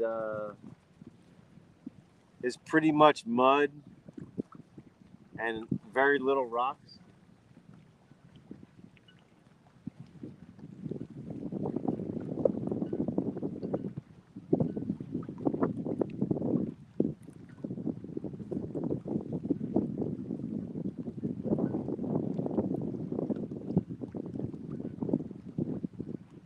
So it kind of seems like the catfish are just moving around and going in throughout this whole entire little cove area, feeding on stuff. And when the tide starts to go back out, they jump ship and they're out of here. Because from here, from the wall to about 40 yards, I'd say. Once the tide goes completely out at low tide, This whole entire area here is all mud. And there's no water in it.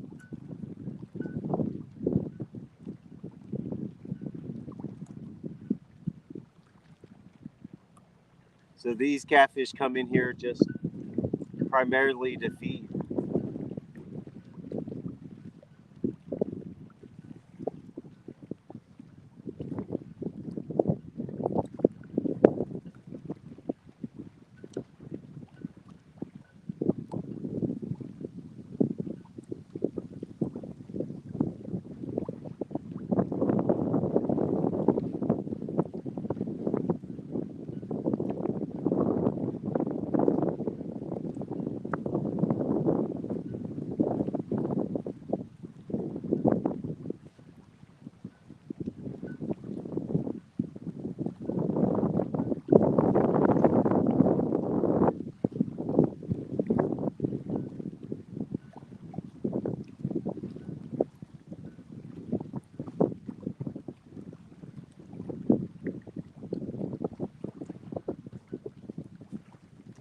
Come on, fish, where you at?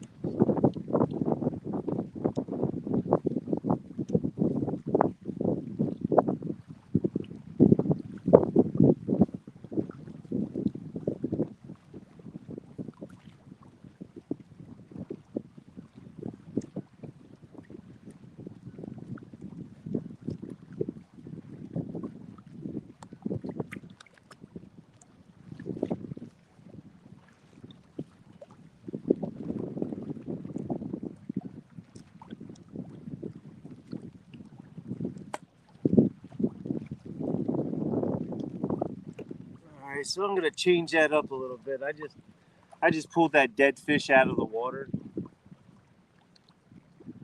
I don't know if that has anything to do with it. Oh, what was that? Holy moly.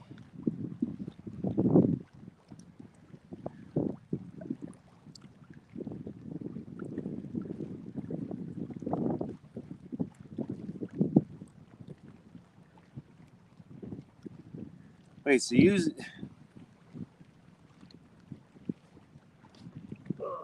Let's turn around. So you use a Santee rig and bobbers at the same time? Jeez. Shrimp on a bobber for channel cats.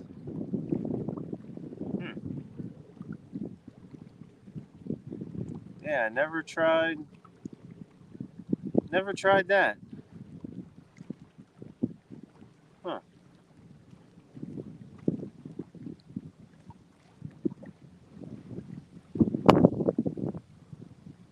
Yeah, I don't know. I mean,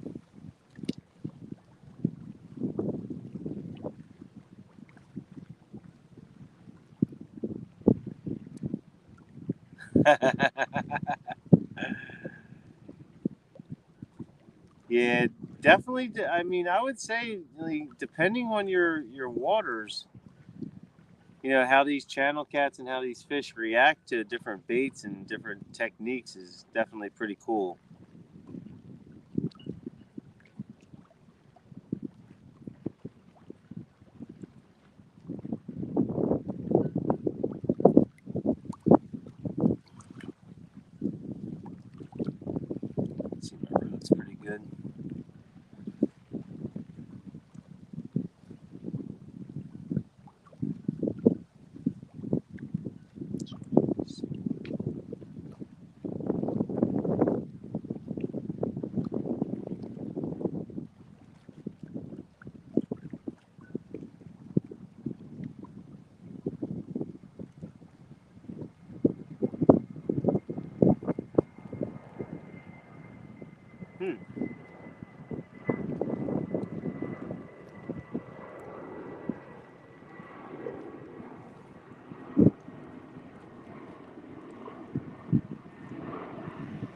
I might have to give it a try one day. I know the tough part, I guess, is the amount of drift that goes on. Are you doing that from the bank, or are you doing that from the boat?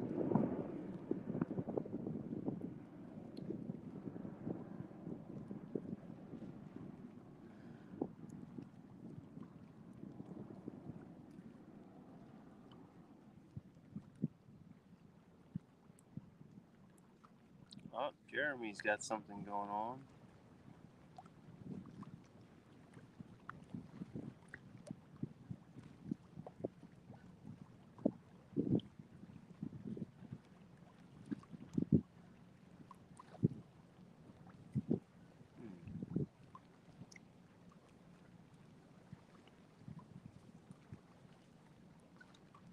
Where are these fish at? Come on, fish.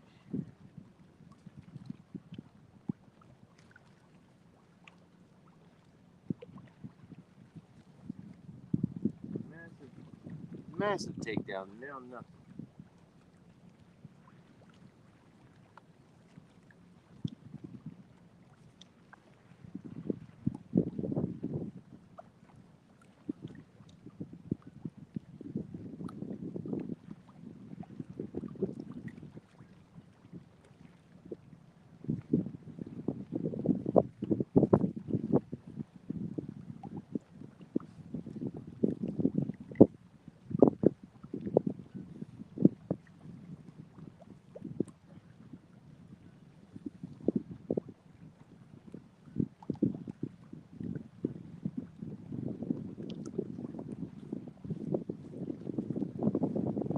Come on, fishies, come on.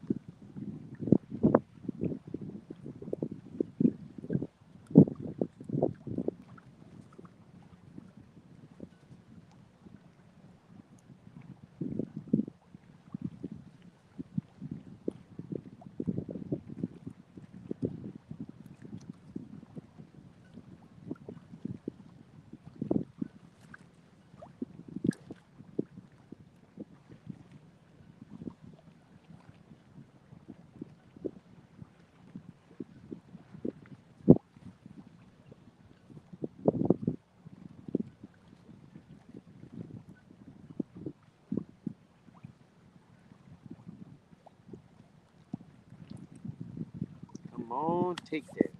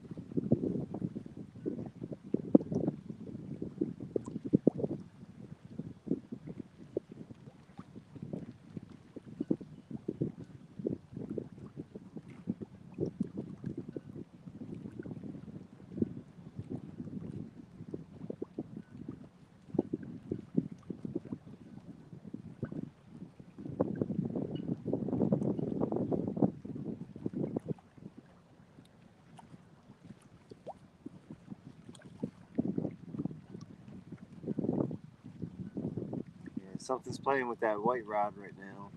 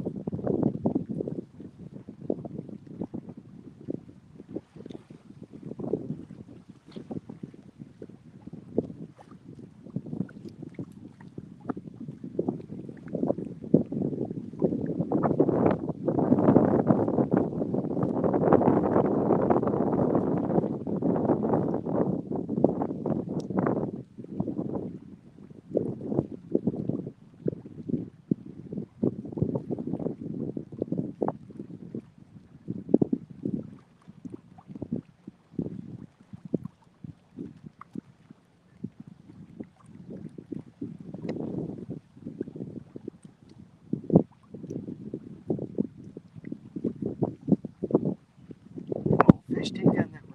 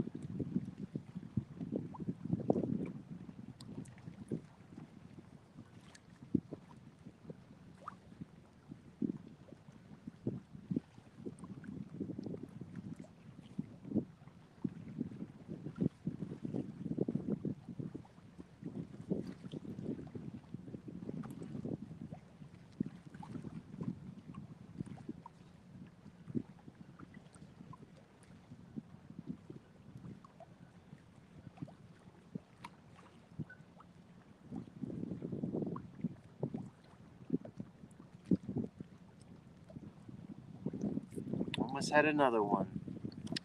No BS, yes.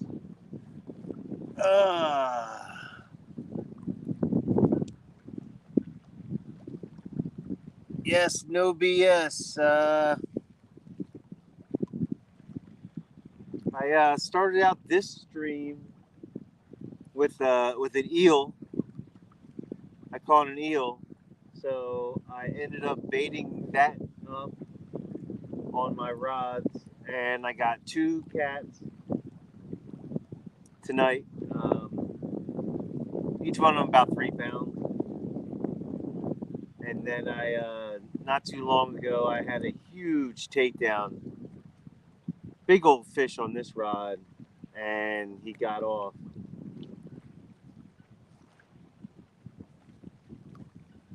I just started getting a couple bites on the white rod right now. Well, a few minutes ago.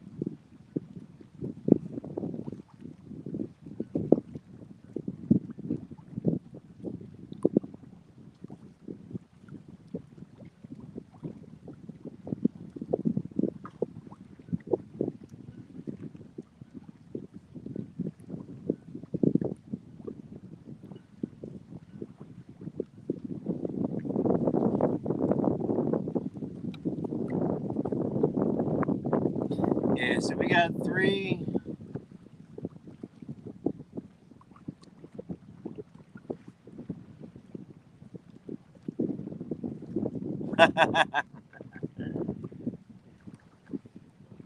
Jeremy's number hashtag 84. What is Jeremy?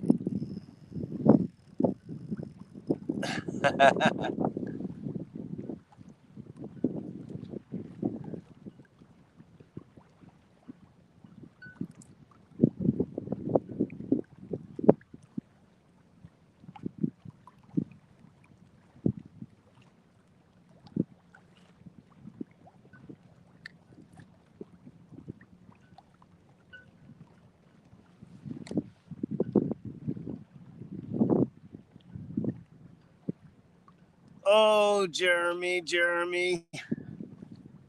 Eh, Jeremy is starting to heat up. After I caught an eel. It started to heat up really fast. I got 2 within 10 minutes of each other, or 5 minutes of each other, real fast on the eel, and it's been pretty slow ever since. Got a massive takedown on the rod, and I lost them. Now just waiting for some bites.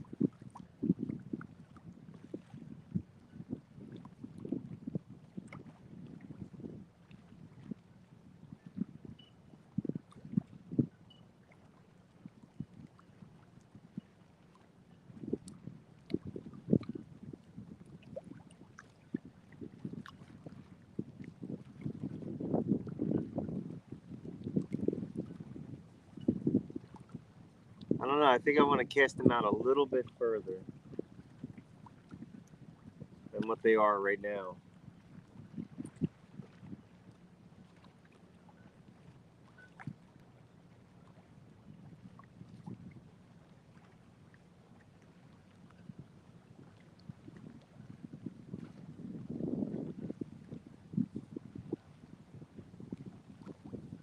Let's put them out a little bit further.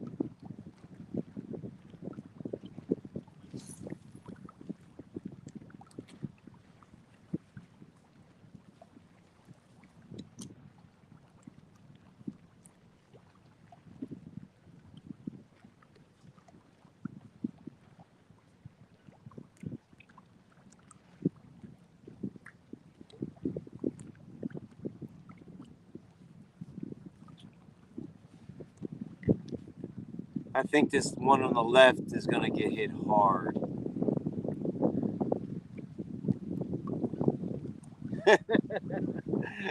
But it had dead batteries. Oh, man.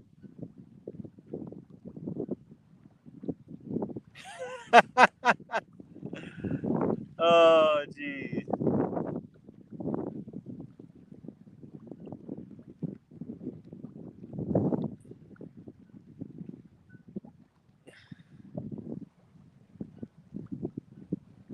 Yeah. Yeah. You know what? No BS. I've never fished a spawn ever. This is my first year actually fishing the spawn for catfish. This is my first. This is my first spring summer of catfishing. So all of this is all new to me right now. Trying out different baits, different techniques, different areas. I mean, even like Thursday night, I thought, we were into the spawn for the most part for the flathead. And sure enough, I catch a 17-pound flathead. That was a shock to me. I thought I was going to, if I was going to catch anything, it was going to be some dinks or something, between 5 and 10 pounds. But when I got that 17-pounder, that was pretty cool.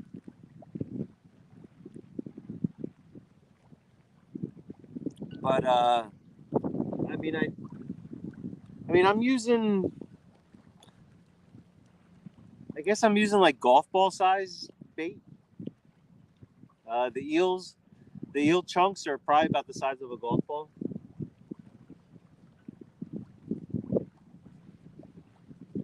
But I actually just threw this rod out. There's some overhang, and there's a wall right along this side right here. I don't know if you guys can't really see it, but this is a wall right here that goes all the way along and goes out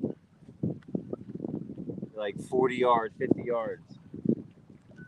So I just launched this thing, and I think I'm like right at the point where the wall, and like here's the wall coming this way, and then I think I put it like right here, right around here. So I'm hoping to get a bite on this rod.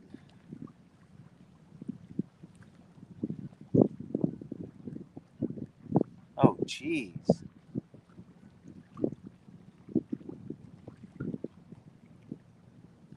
What's my plan on fish?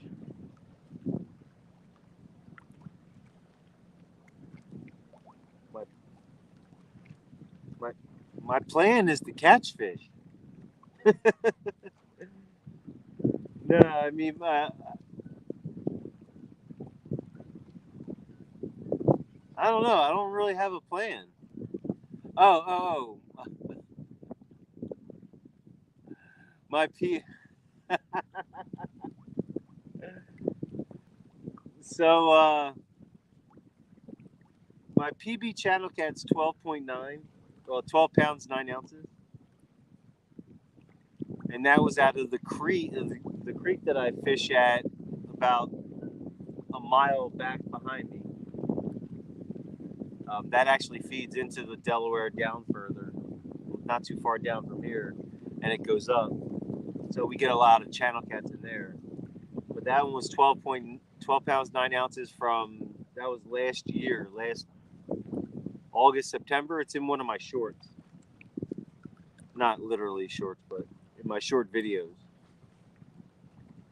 And then, yeah, right after...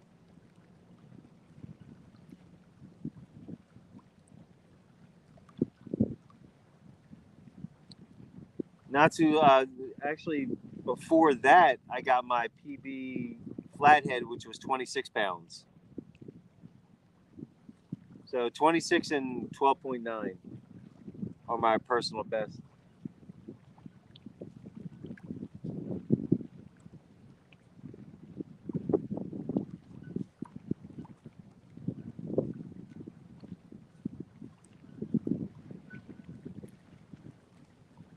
but I've caught a fair amount of 8 to 10 pounders.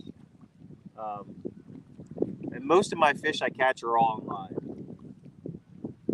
So I'll be live streaming when I usually catch all my fish.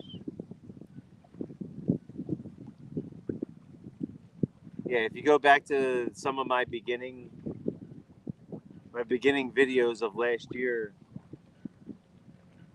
are all of my big fish. So this year, state records. State records of 57-pound flathead is 57 pounds is the state record for flathead. And I think the state record for channel is in the 20s. I think somewhere around 25 pounds, maybe something like that.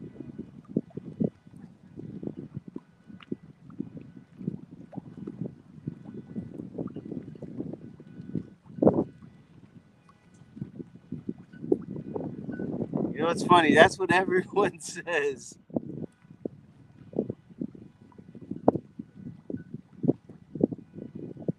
I wish I started YouTube earlier.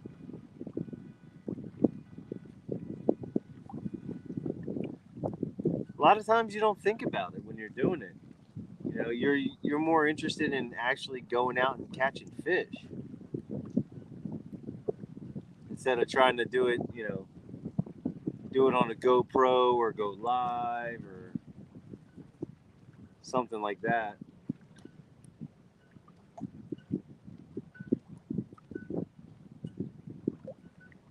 That's one of the reasons I like to go live for the most part,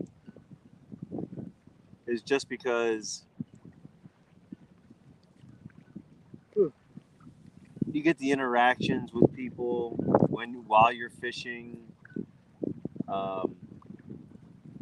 and you're fishing. You got to catch fish on command. And I've talked about that before. It's like, some people, they'll go out and they'll make a 10 or 15-minute video, but their video consists of 8 hours worth of tape. Or they'll spend all day taping just to get 15 minutes of action. Oh, here we go. Here we go. Here we go. Come on. Oh.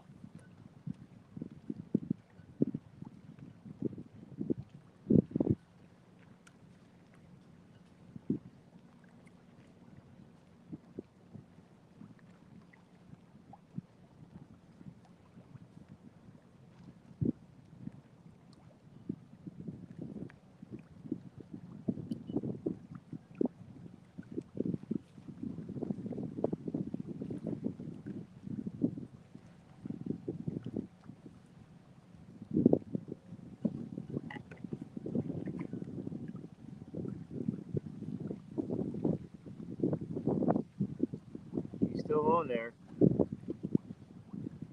I think he's still on there.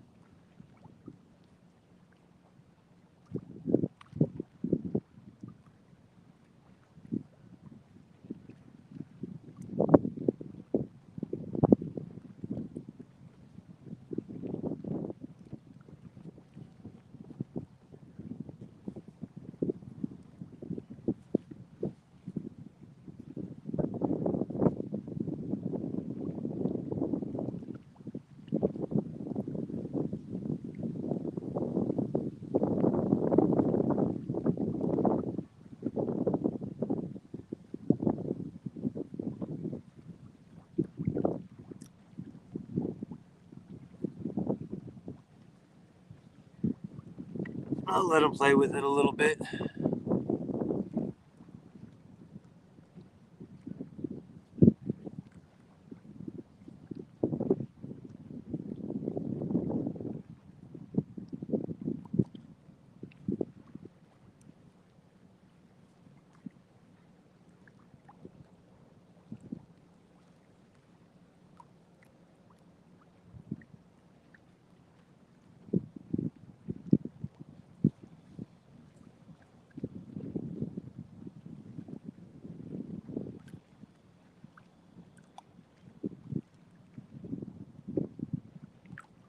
See, what's good about the lives and everything is that, people actually get to see your struggles.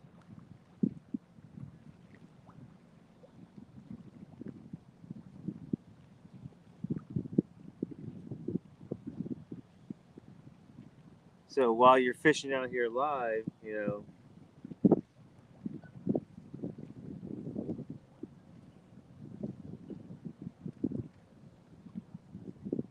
people really get to see how the fishing is.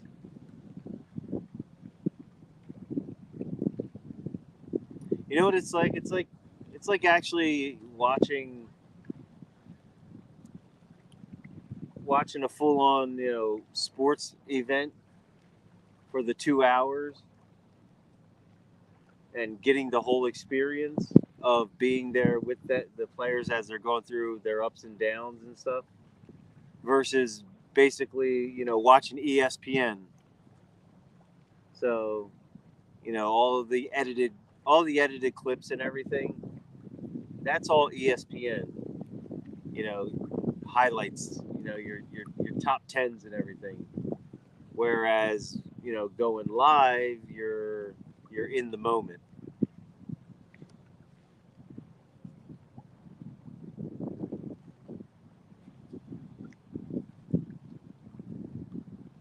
Yeah, I mean, I could videotape this for 3 or 4 hours and then cut it back to 5 minutes so you just see the highlights.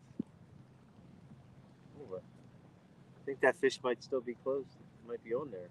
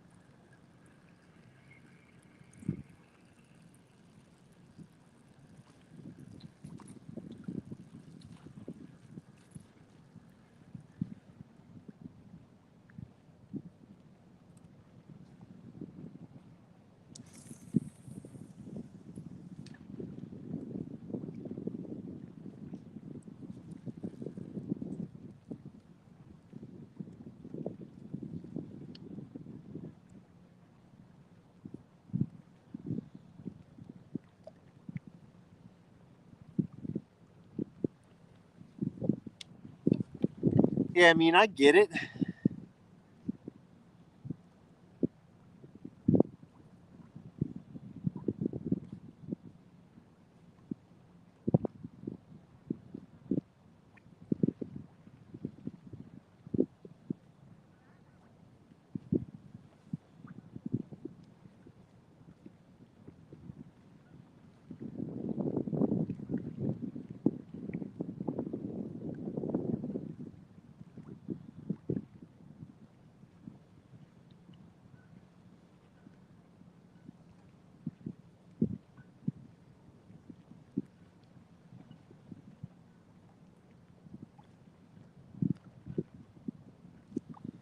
All right. I'm in Pennsylvania. I fish. I fish the Delaware River in Pennsylvania. Right now, I'm actually on the Delaware. In one of there's like a little cove here that's all tidal. So, oh,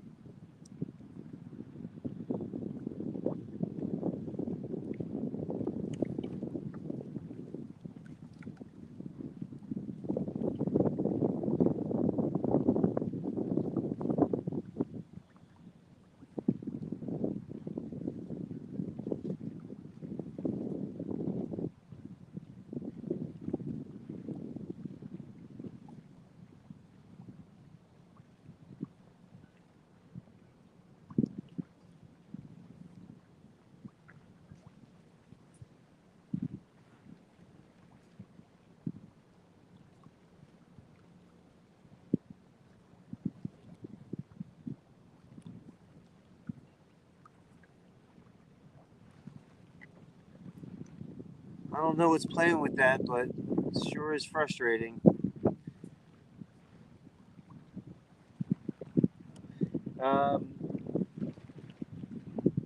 No, there's no dams. There's no dams on the Delaware River.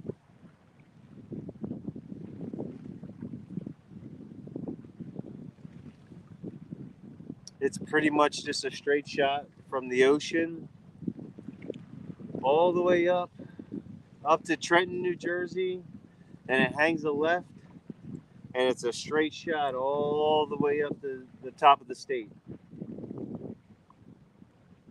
Well, obviously there's some turns and bends and everything. The dams, we have kind of I guess they're called dams or waterfalls or fish ladders. We have places where we have fish ladders and everything, but that's on the Schuylkill River. So this is just, I mean, we're talking Delaware. This is about, I want to say close to 2 miles wide, but it goes from like in between New Jersey and Pennsylvania. There's stretches that are really wide, 1 to 2 miles wide. And then as you get up north further, it kind of narrows down a lot closer or a lot smaller.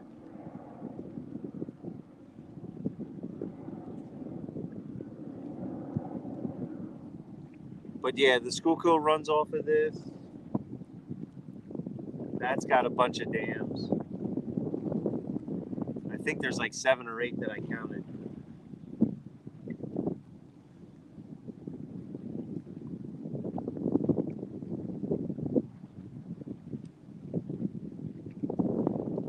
Yes, yeah, Ware Dam, yeah.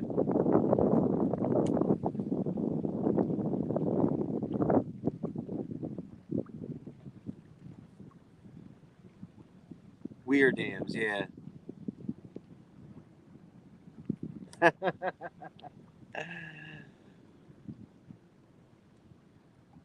Hey, I'd fish with those guys. I have no problems with that.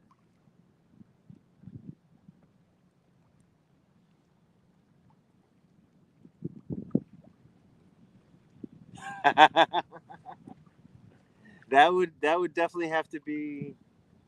That'd be almost like a weekend adventure.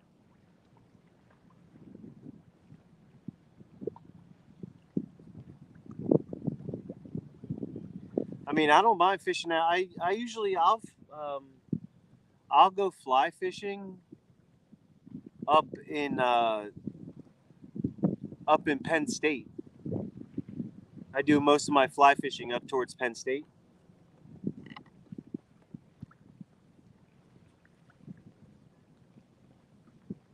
So when it gets cooler, I go up there, and that's like a 3-hour hike.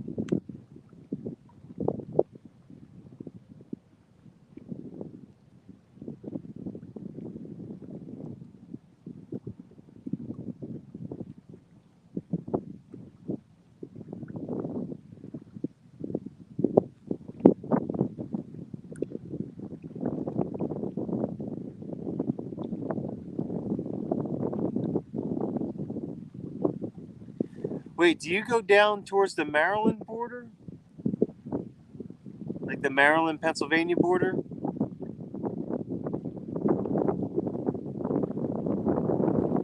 Oh, geez, no BS. I'm like 12 minutes from my house.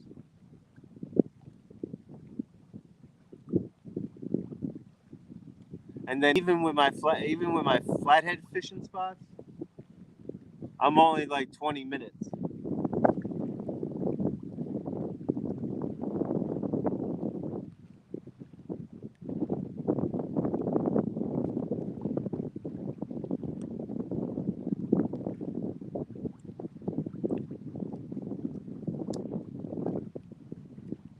So River Boys, you go down towards like the Maryland-Pennsylvania border? Okay.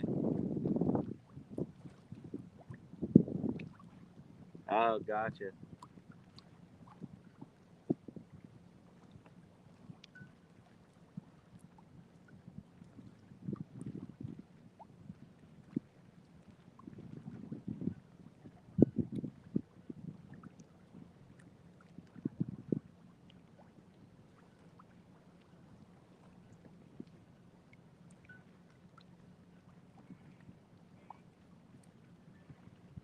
about 5 minutes. I'm going to rebait up. I'll rebait for the final push.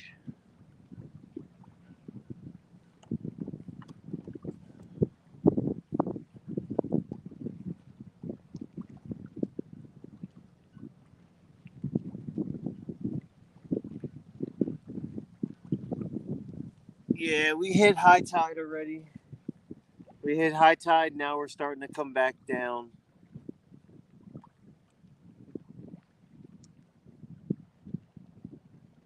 Oh. Yeah, that's the tough about different places.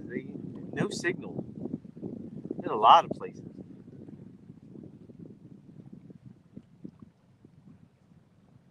And T-Mobile's, they're supposed to have the best coverage around. 5G everywhere. Meanwhile, you're looking at a cell phone tower and you have no signal.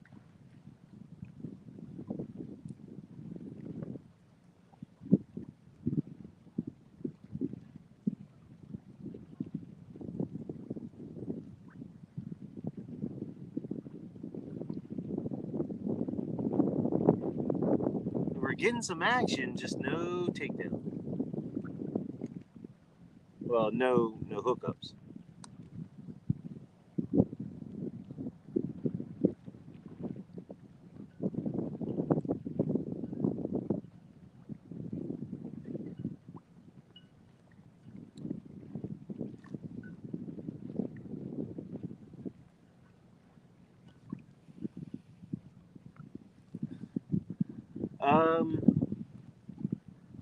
I have yet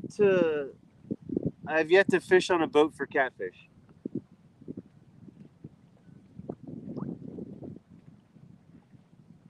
I've fished on a boat for bass, pickerel, but I'm never on a boat for catfish yet.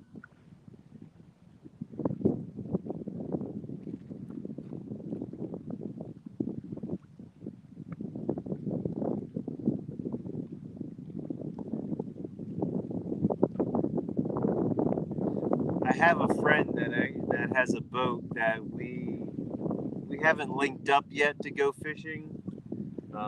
It's more of a timing thing with us. But he fishes the Schuylkill River, and we'll definitely. He's more of a daytime fisherman.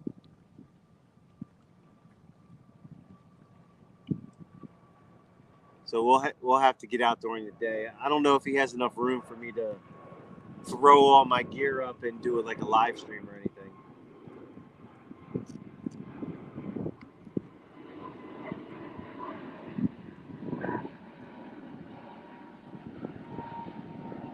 But that's the one good thing about the Schuylkill and daytime fishing and everything.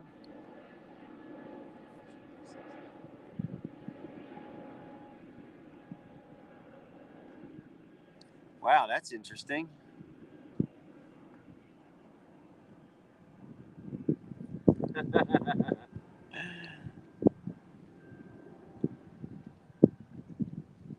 Yeah, right now it's a tough situation, especially with boaters, man. I feel for you guys. I mean, and that's the thing. It's funny that you guys.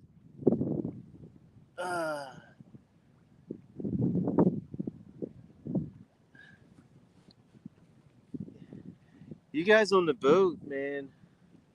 It's so wild that the cost of fuel, like that are at the docks or at the boat launches and stuff, compared to going and filling up at like a regular gas station, is ridiculous. I mean, they're charging outrageous prices. Like, let's say it's like $5 right now where I live. It's around $5 a gallon. They'll charge like $6 a gallon at the boat at the docks and everything. These guys are nuts. All right, we're gonna bring these in. We're gonna rebait, and we'll make one final push before the tide goes out.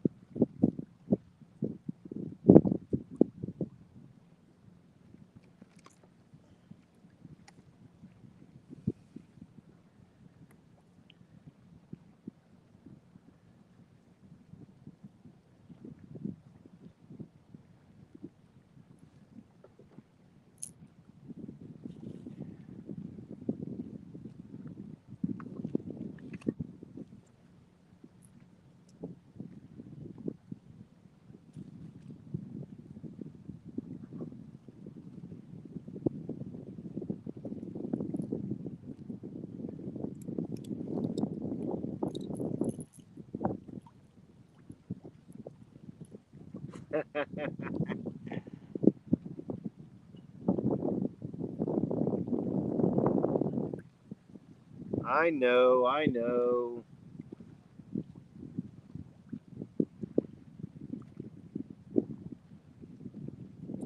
I know catfishing from a boat is so nice.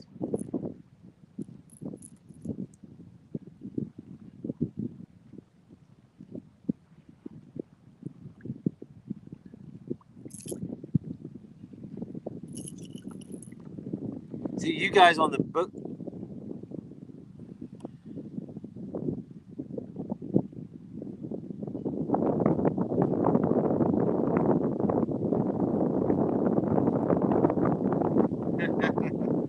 Nah, I like to kick back. I'm not. Boats are definitely fun to be on and fishing. I mean, do I think you can get on more fish? For certain. There's no doubt in my mind.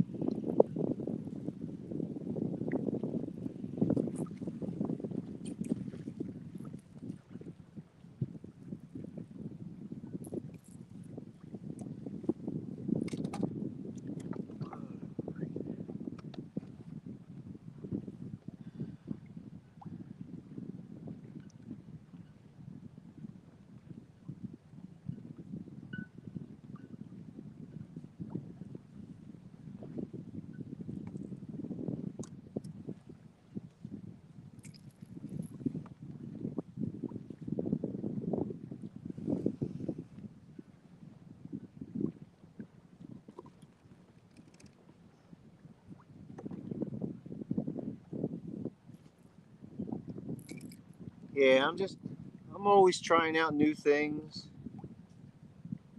Like right now, I'm trying out rattles. Um, Rattles on my baits.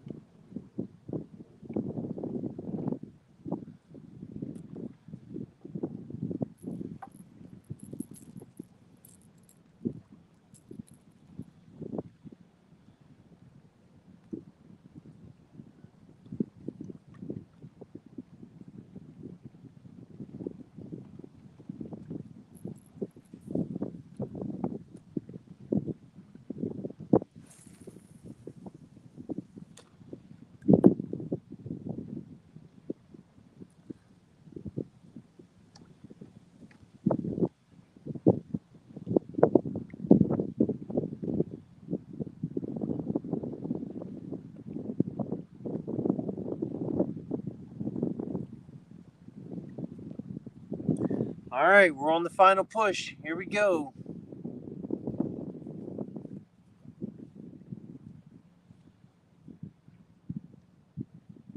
Jeez.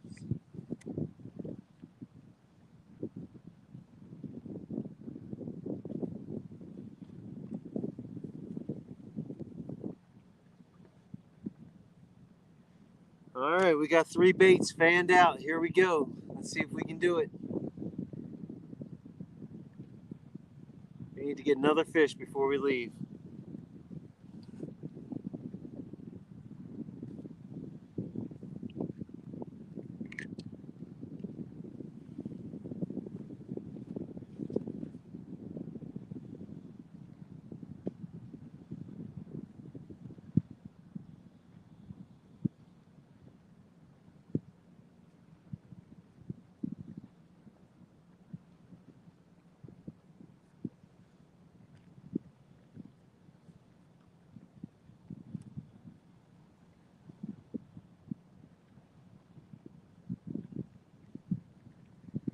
Geez, this slime is like a layer of skin. I'm looking for it. I'm looking for it.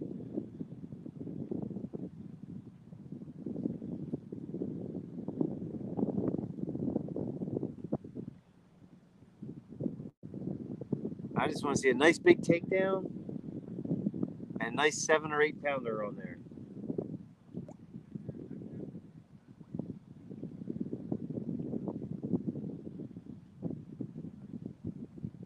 Geez, this slime's like it's like a second layer of skin.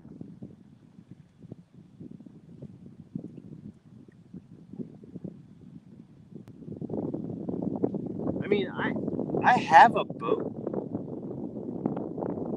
it's like an inflatable one though.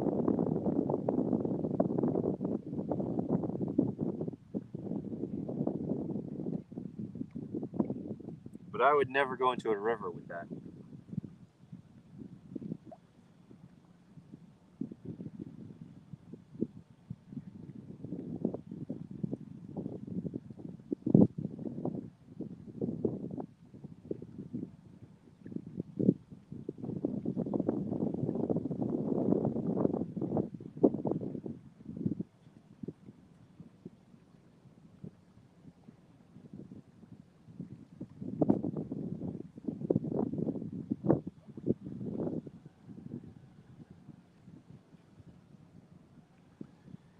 Jeez.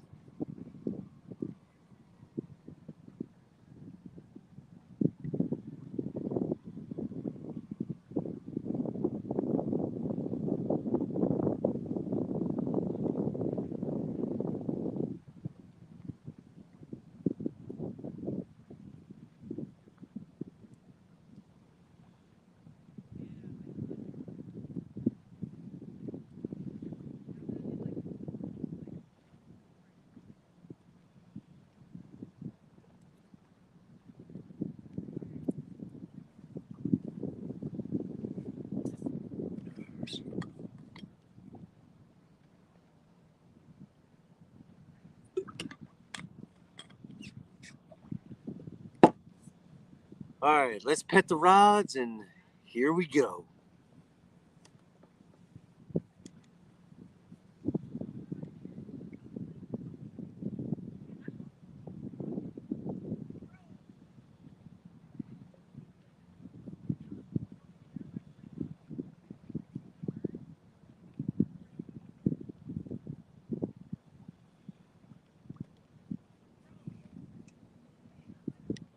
All right, we'll walk around.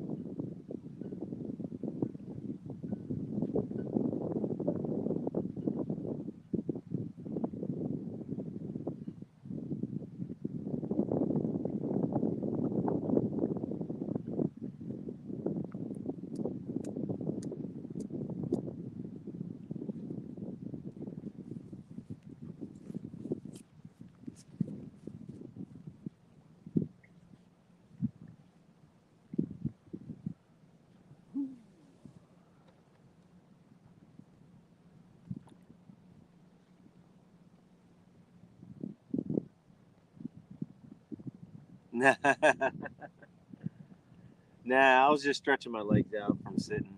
I'm sitting on this hard picnic bench,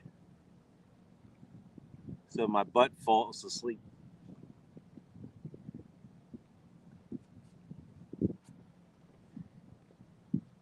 So I got to get up, move around a little bit.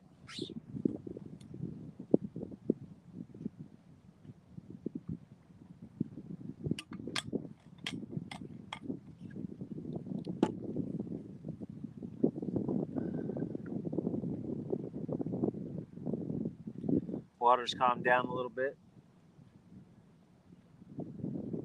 So hopefully the fish will start biting again.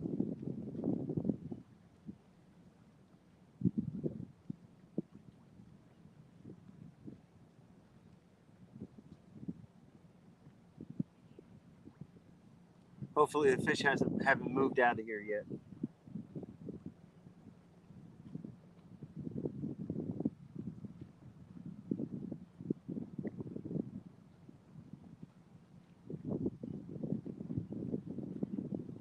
Because it looks like when the tide's coming in, the water kind of moves this way a little bit, slowly. And now I see a piece of leaf in the water here, and it's moving this way, which means the tide's going out.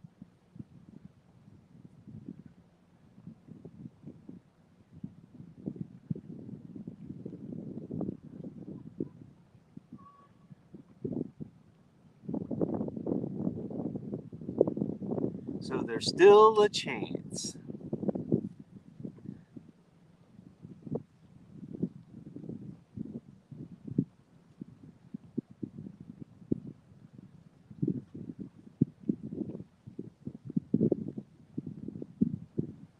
Wait, which rod bent over?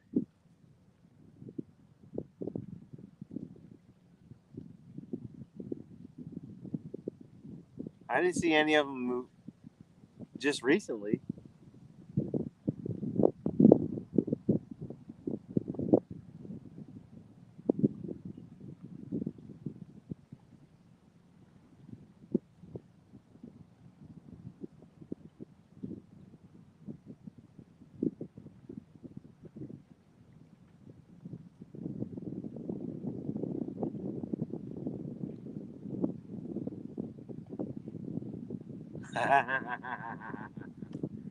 Yeah, we're waiting for that. We're waiting for that rod bend now.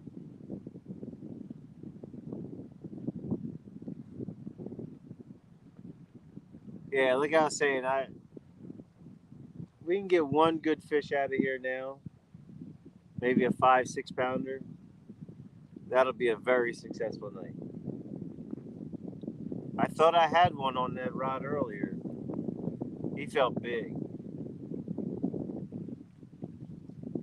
But I'm also wondering if it could have been a striper possibly.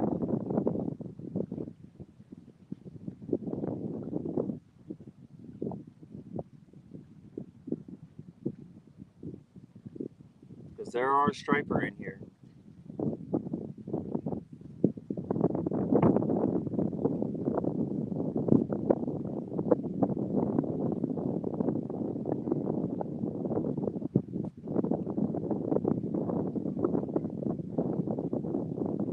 Yeah, I don't miss a takedown.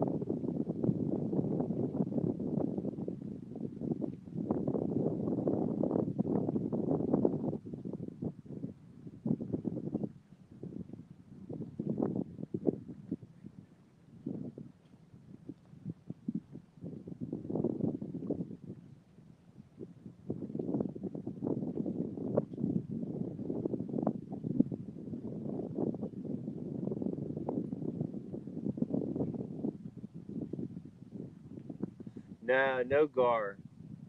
No gar. Very, very minimal bowfin. Bowfin are in these waters.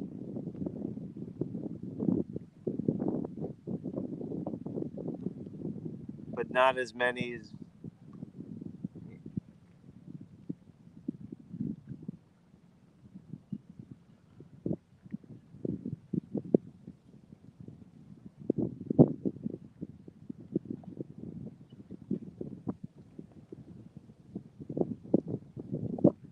Yeah, we primarily have in the Delaware from here all the way up to Trenton, say.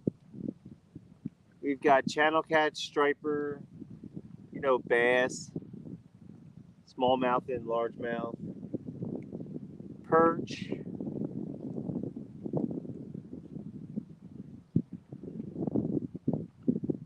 They've caught shark.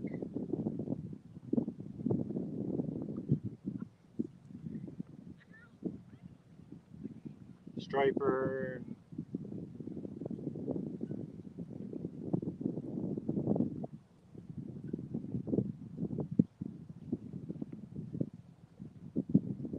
No sturgeon or.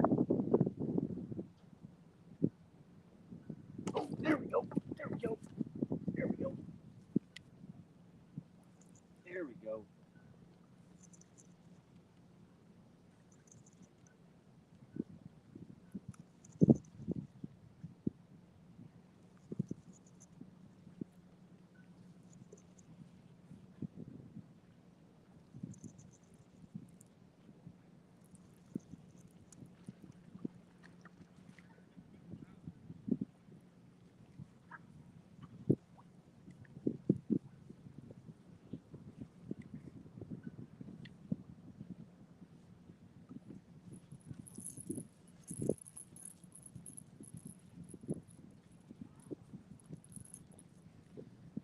All right, we got one.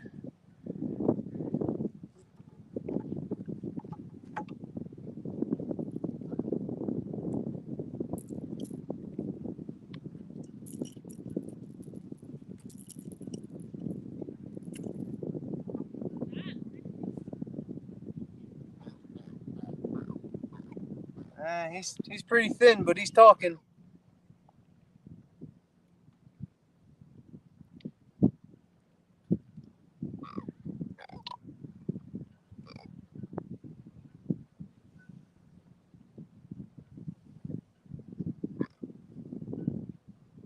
We got another one.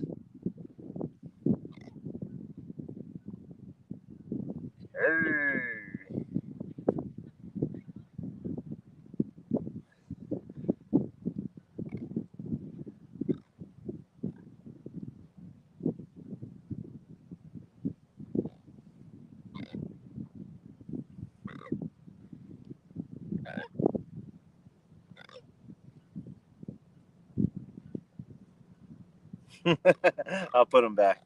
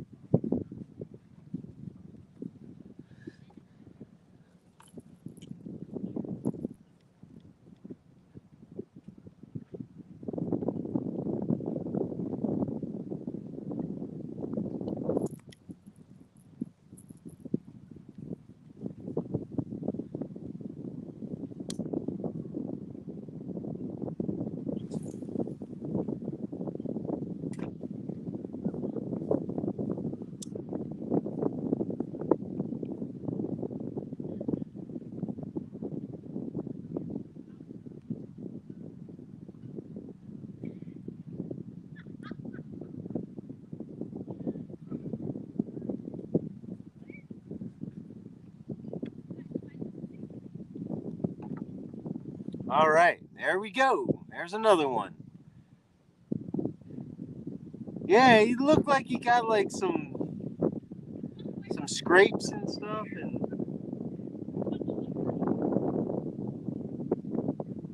looked a little battered.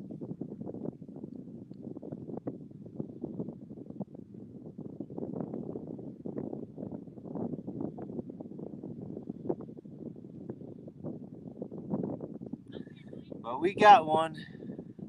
Yeah, he was a little battered up. Oh. What does that do? What is wiping the slime?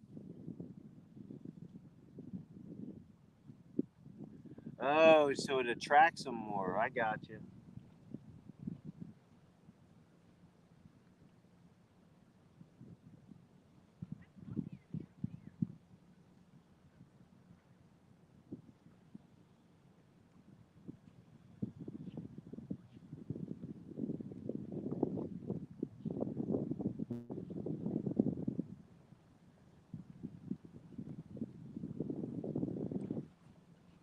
All right, so we got 3 fish tonight.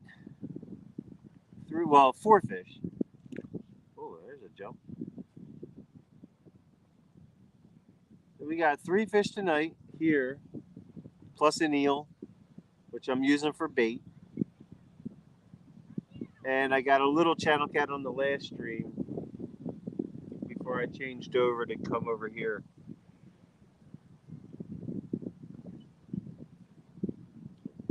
So overall, I think this has been a successful night.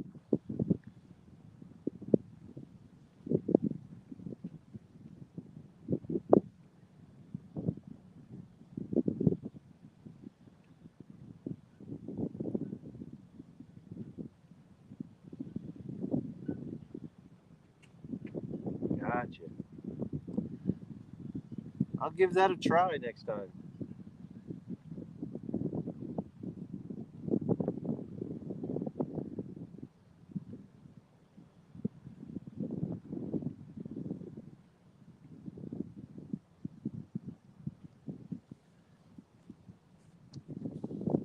See, all these little tips and tricks, man.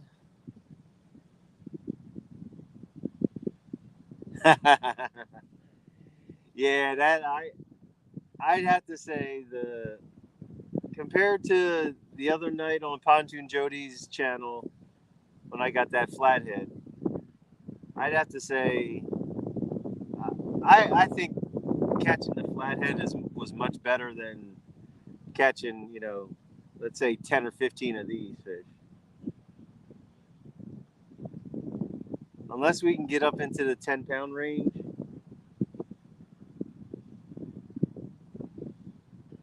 that like the 17-pound flathead is a much better feeling catching that. Even though I only caught one that night, it was all worth it.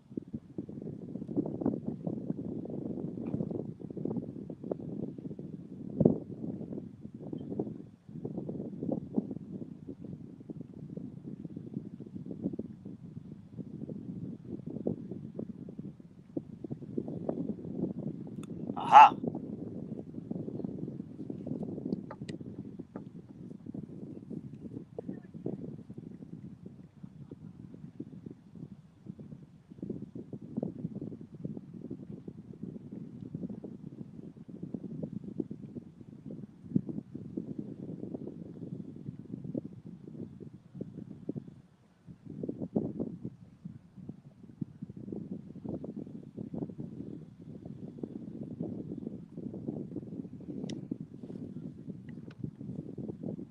Always make sure you pet the rods.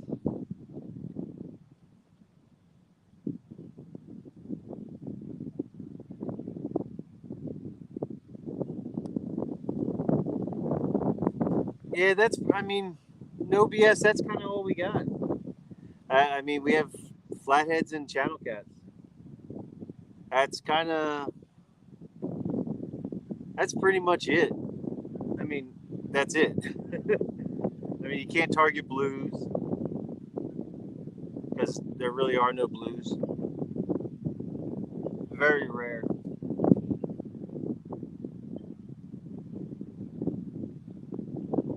But if you want to,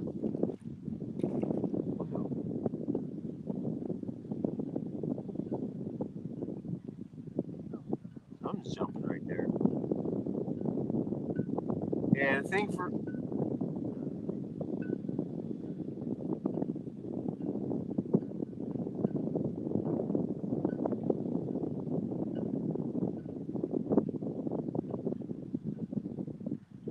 yeah, if you want to catch channel cats, you can pretty much go anywhere in the Delaware, anywhere in the Schuylkill, the Darby Creek. You're catching channel cats without question.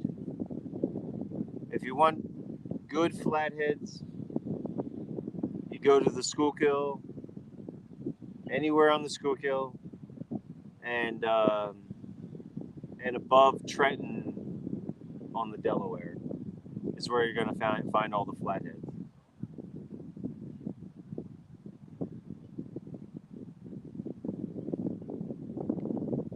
It's just because the flatheads on the Delaware, there's so much more structure, you know, up there versus down this area.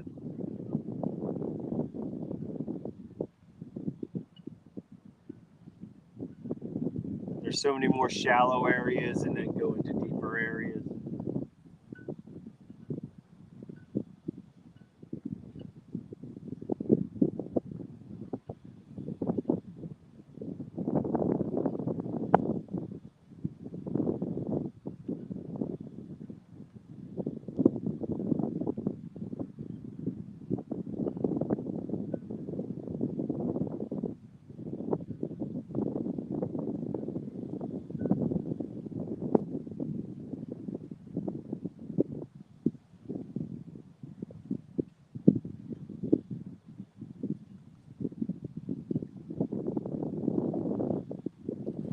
All right, we'll give this another about 10 minutes. And we'll call it quits. I want to get home close to 2 o'clock.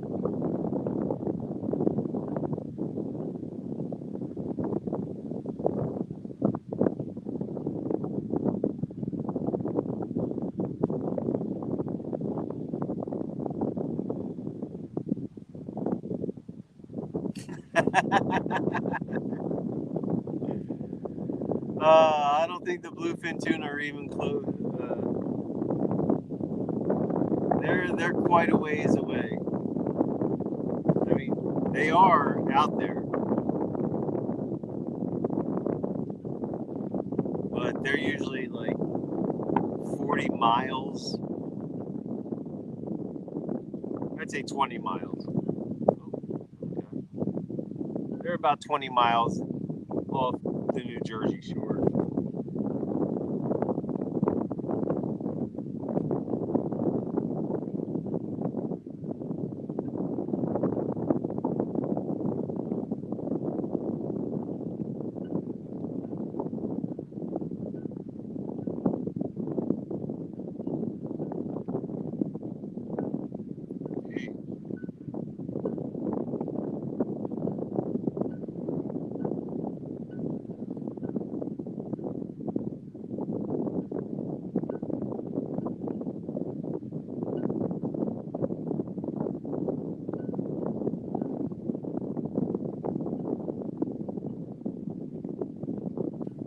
Yeah, usually the big fish in here, the big fish on the Delaware are usually the stripers.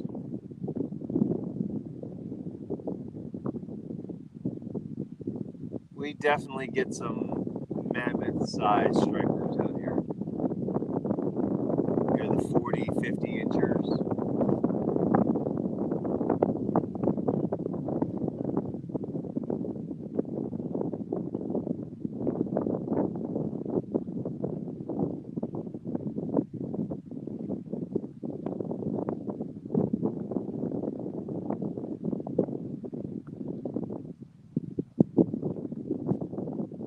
That's what a lot of guys are fishing for right now.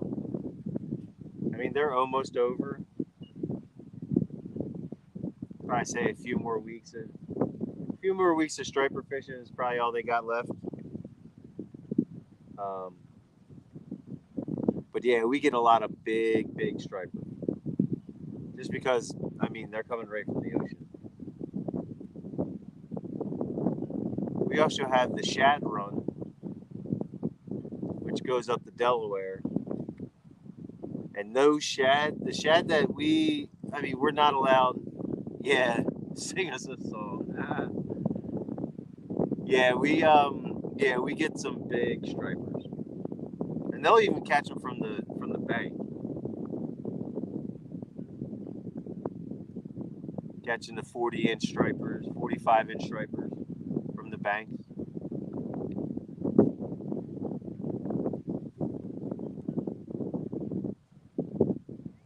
Yeah, but we have some shit. I mean, we're not allowed to keep them or anything, but we get shad.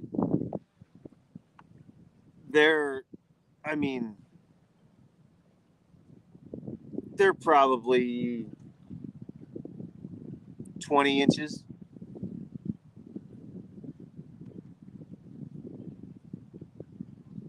Yeah, I'd say around 20-inch shad, something like that. It's a striper. Big Bertha. No, I don't typically. And that's the funny thing about the stripers that we fish for. They'll catch them on bloodworms.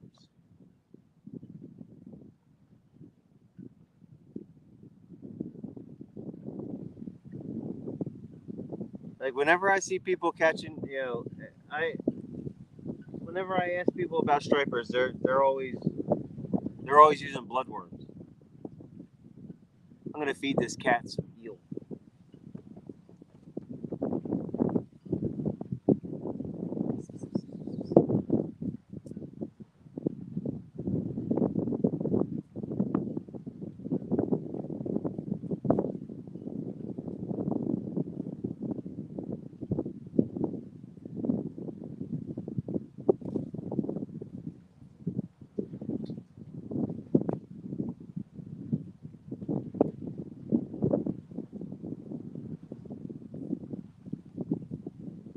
Eh,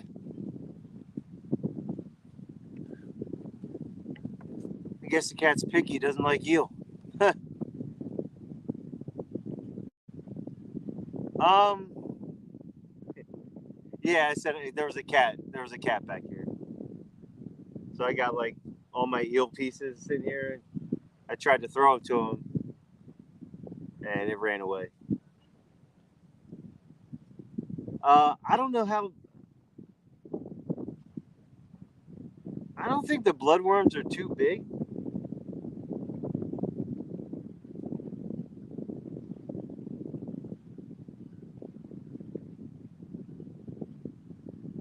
But yeah, most of the time people are catching them on those. And they just do like a Kentucky rig or a double Kentucky rig or a high-low rig. And that's all they do for those. Cast that baby out and just let it sit. They'll catch it on. They'll catch them on bunker. Pretty much anything. Shrimp, clams, anything sitting in the water. They'll feed on them big time.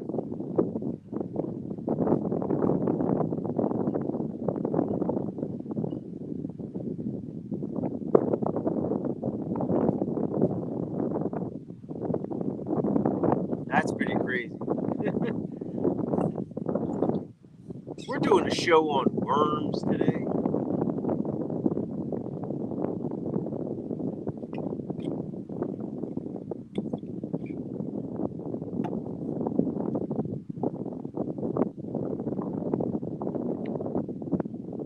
What's your show? All about worms.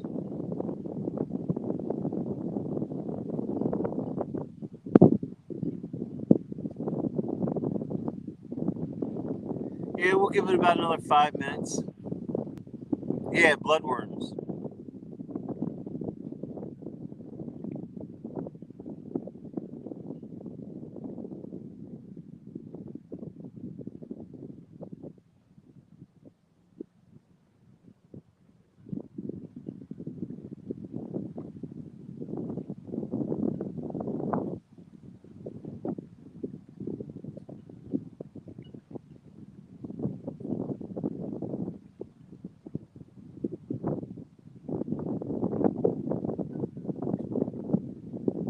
actually caught one striper so far this year. It was a small one. And I think it was on shrimp.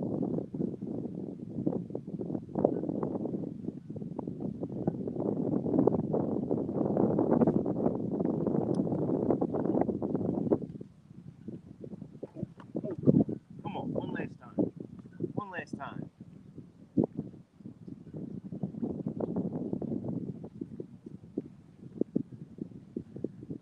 Got to hit on the glow rod. Well, green light rod. Green means go.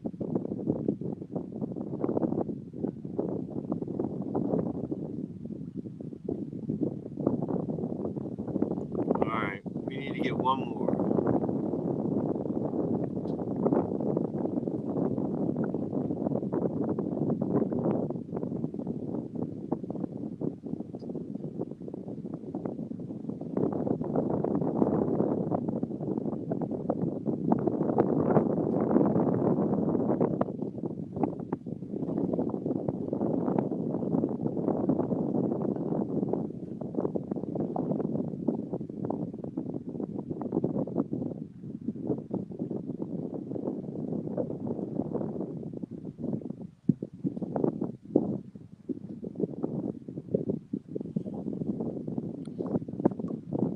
Looks like everybody jammed out of here.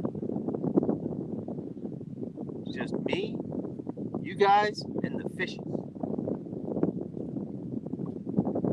Like that.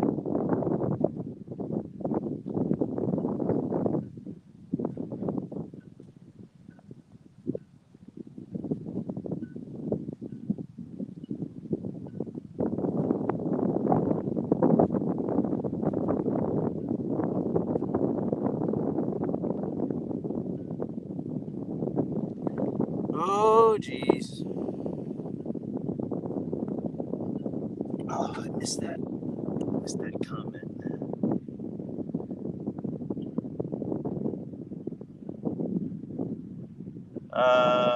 Yeah, I'm not gonna catch one here.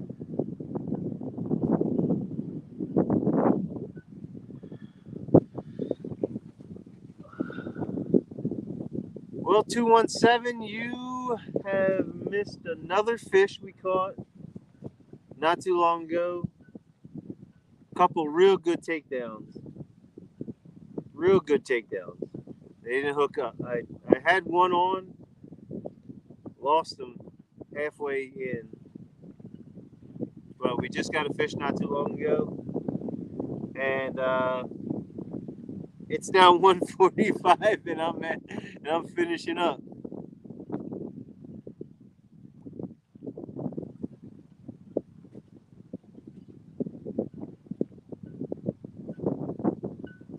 All right, let me start.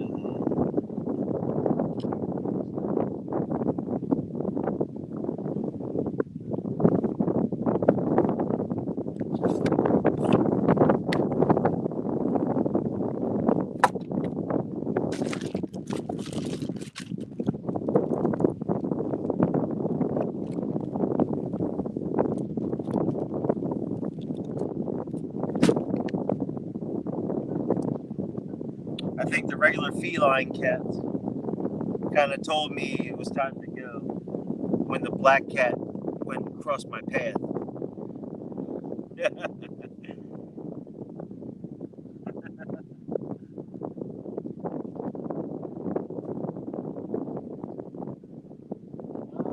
mean, I don't have much to, so I get a hit on this rod. I'll bring that in later.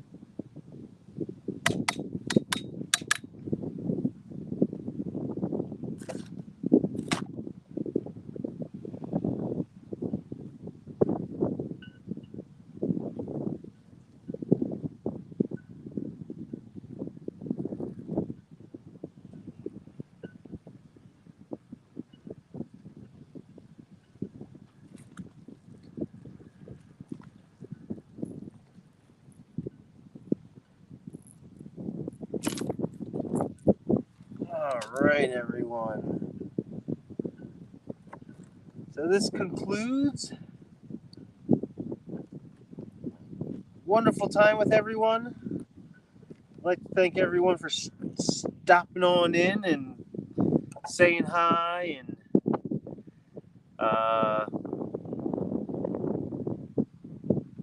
see Robin. Oh, jeez. Yeah, I just want to thank everybody for stopping in. I'm gonna head out, and it was definitely a blast. It was a fun time. Hang with everybody. So, catch me on my next live. I'm not sure when I'm gonna go live the next time, but we'll see what we can do. Maybe I can. Maybe I'll go sometime this week. So, oh yeah, safe. I'm like 10 minutes from my house. Well, that doesn't mean anything, but still. Take care, guys. Have a good night, and I'll see you when I see you. Catfish Curtis.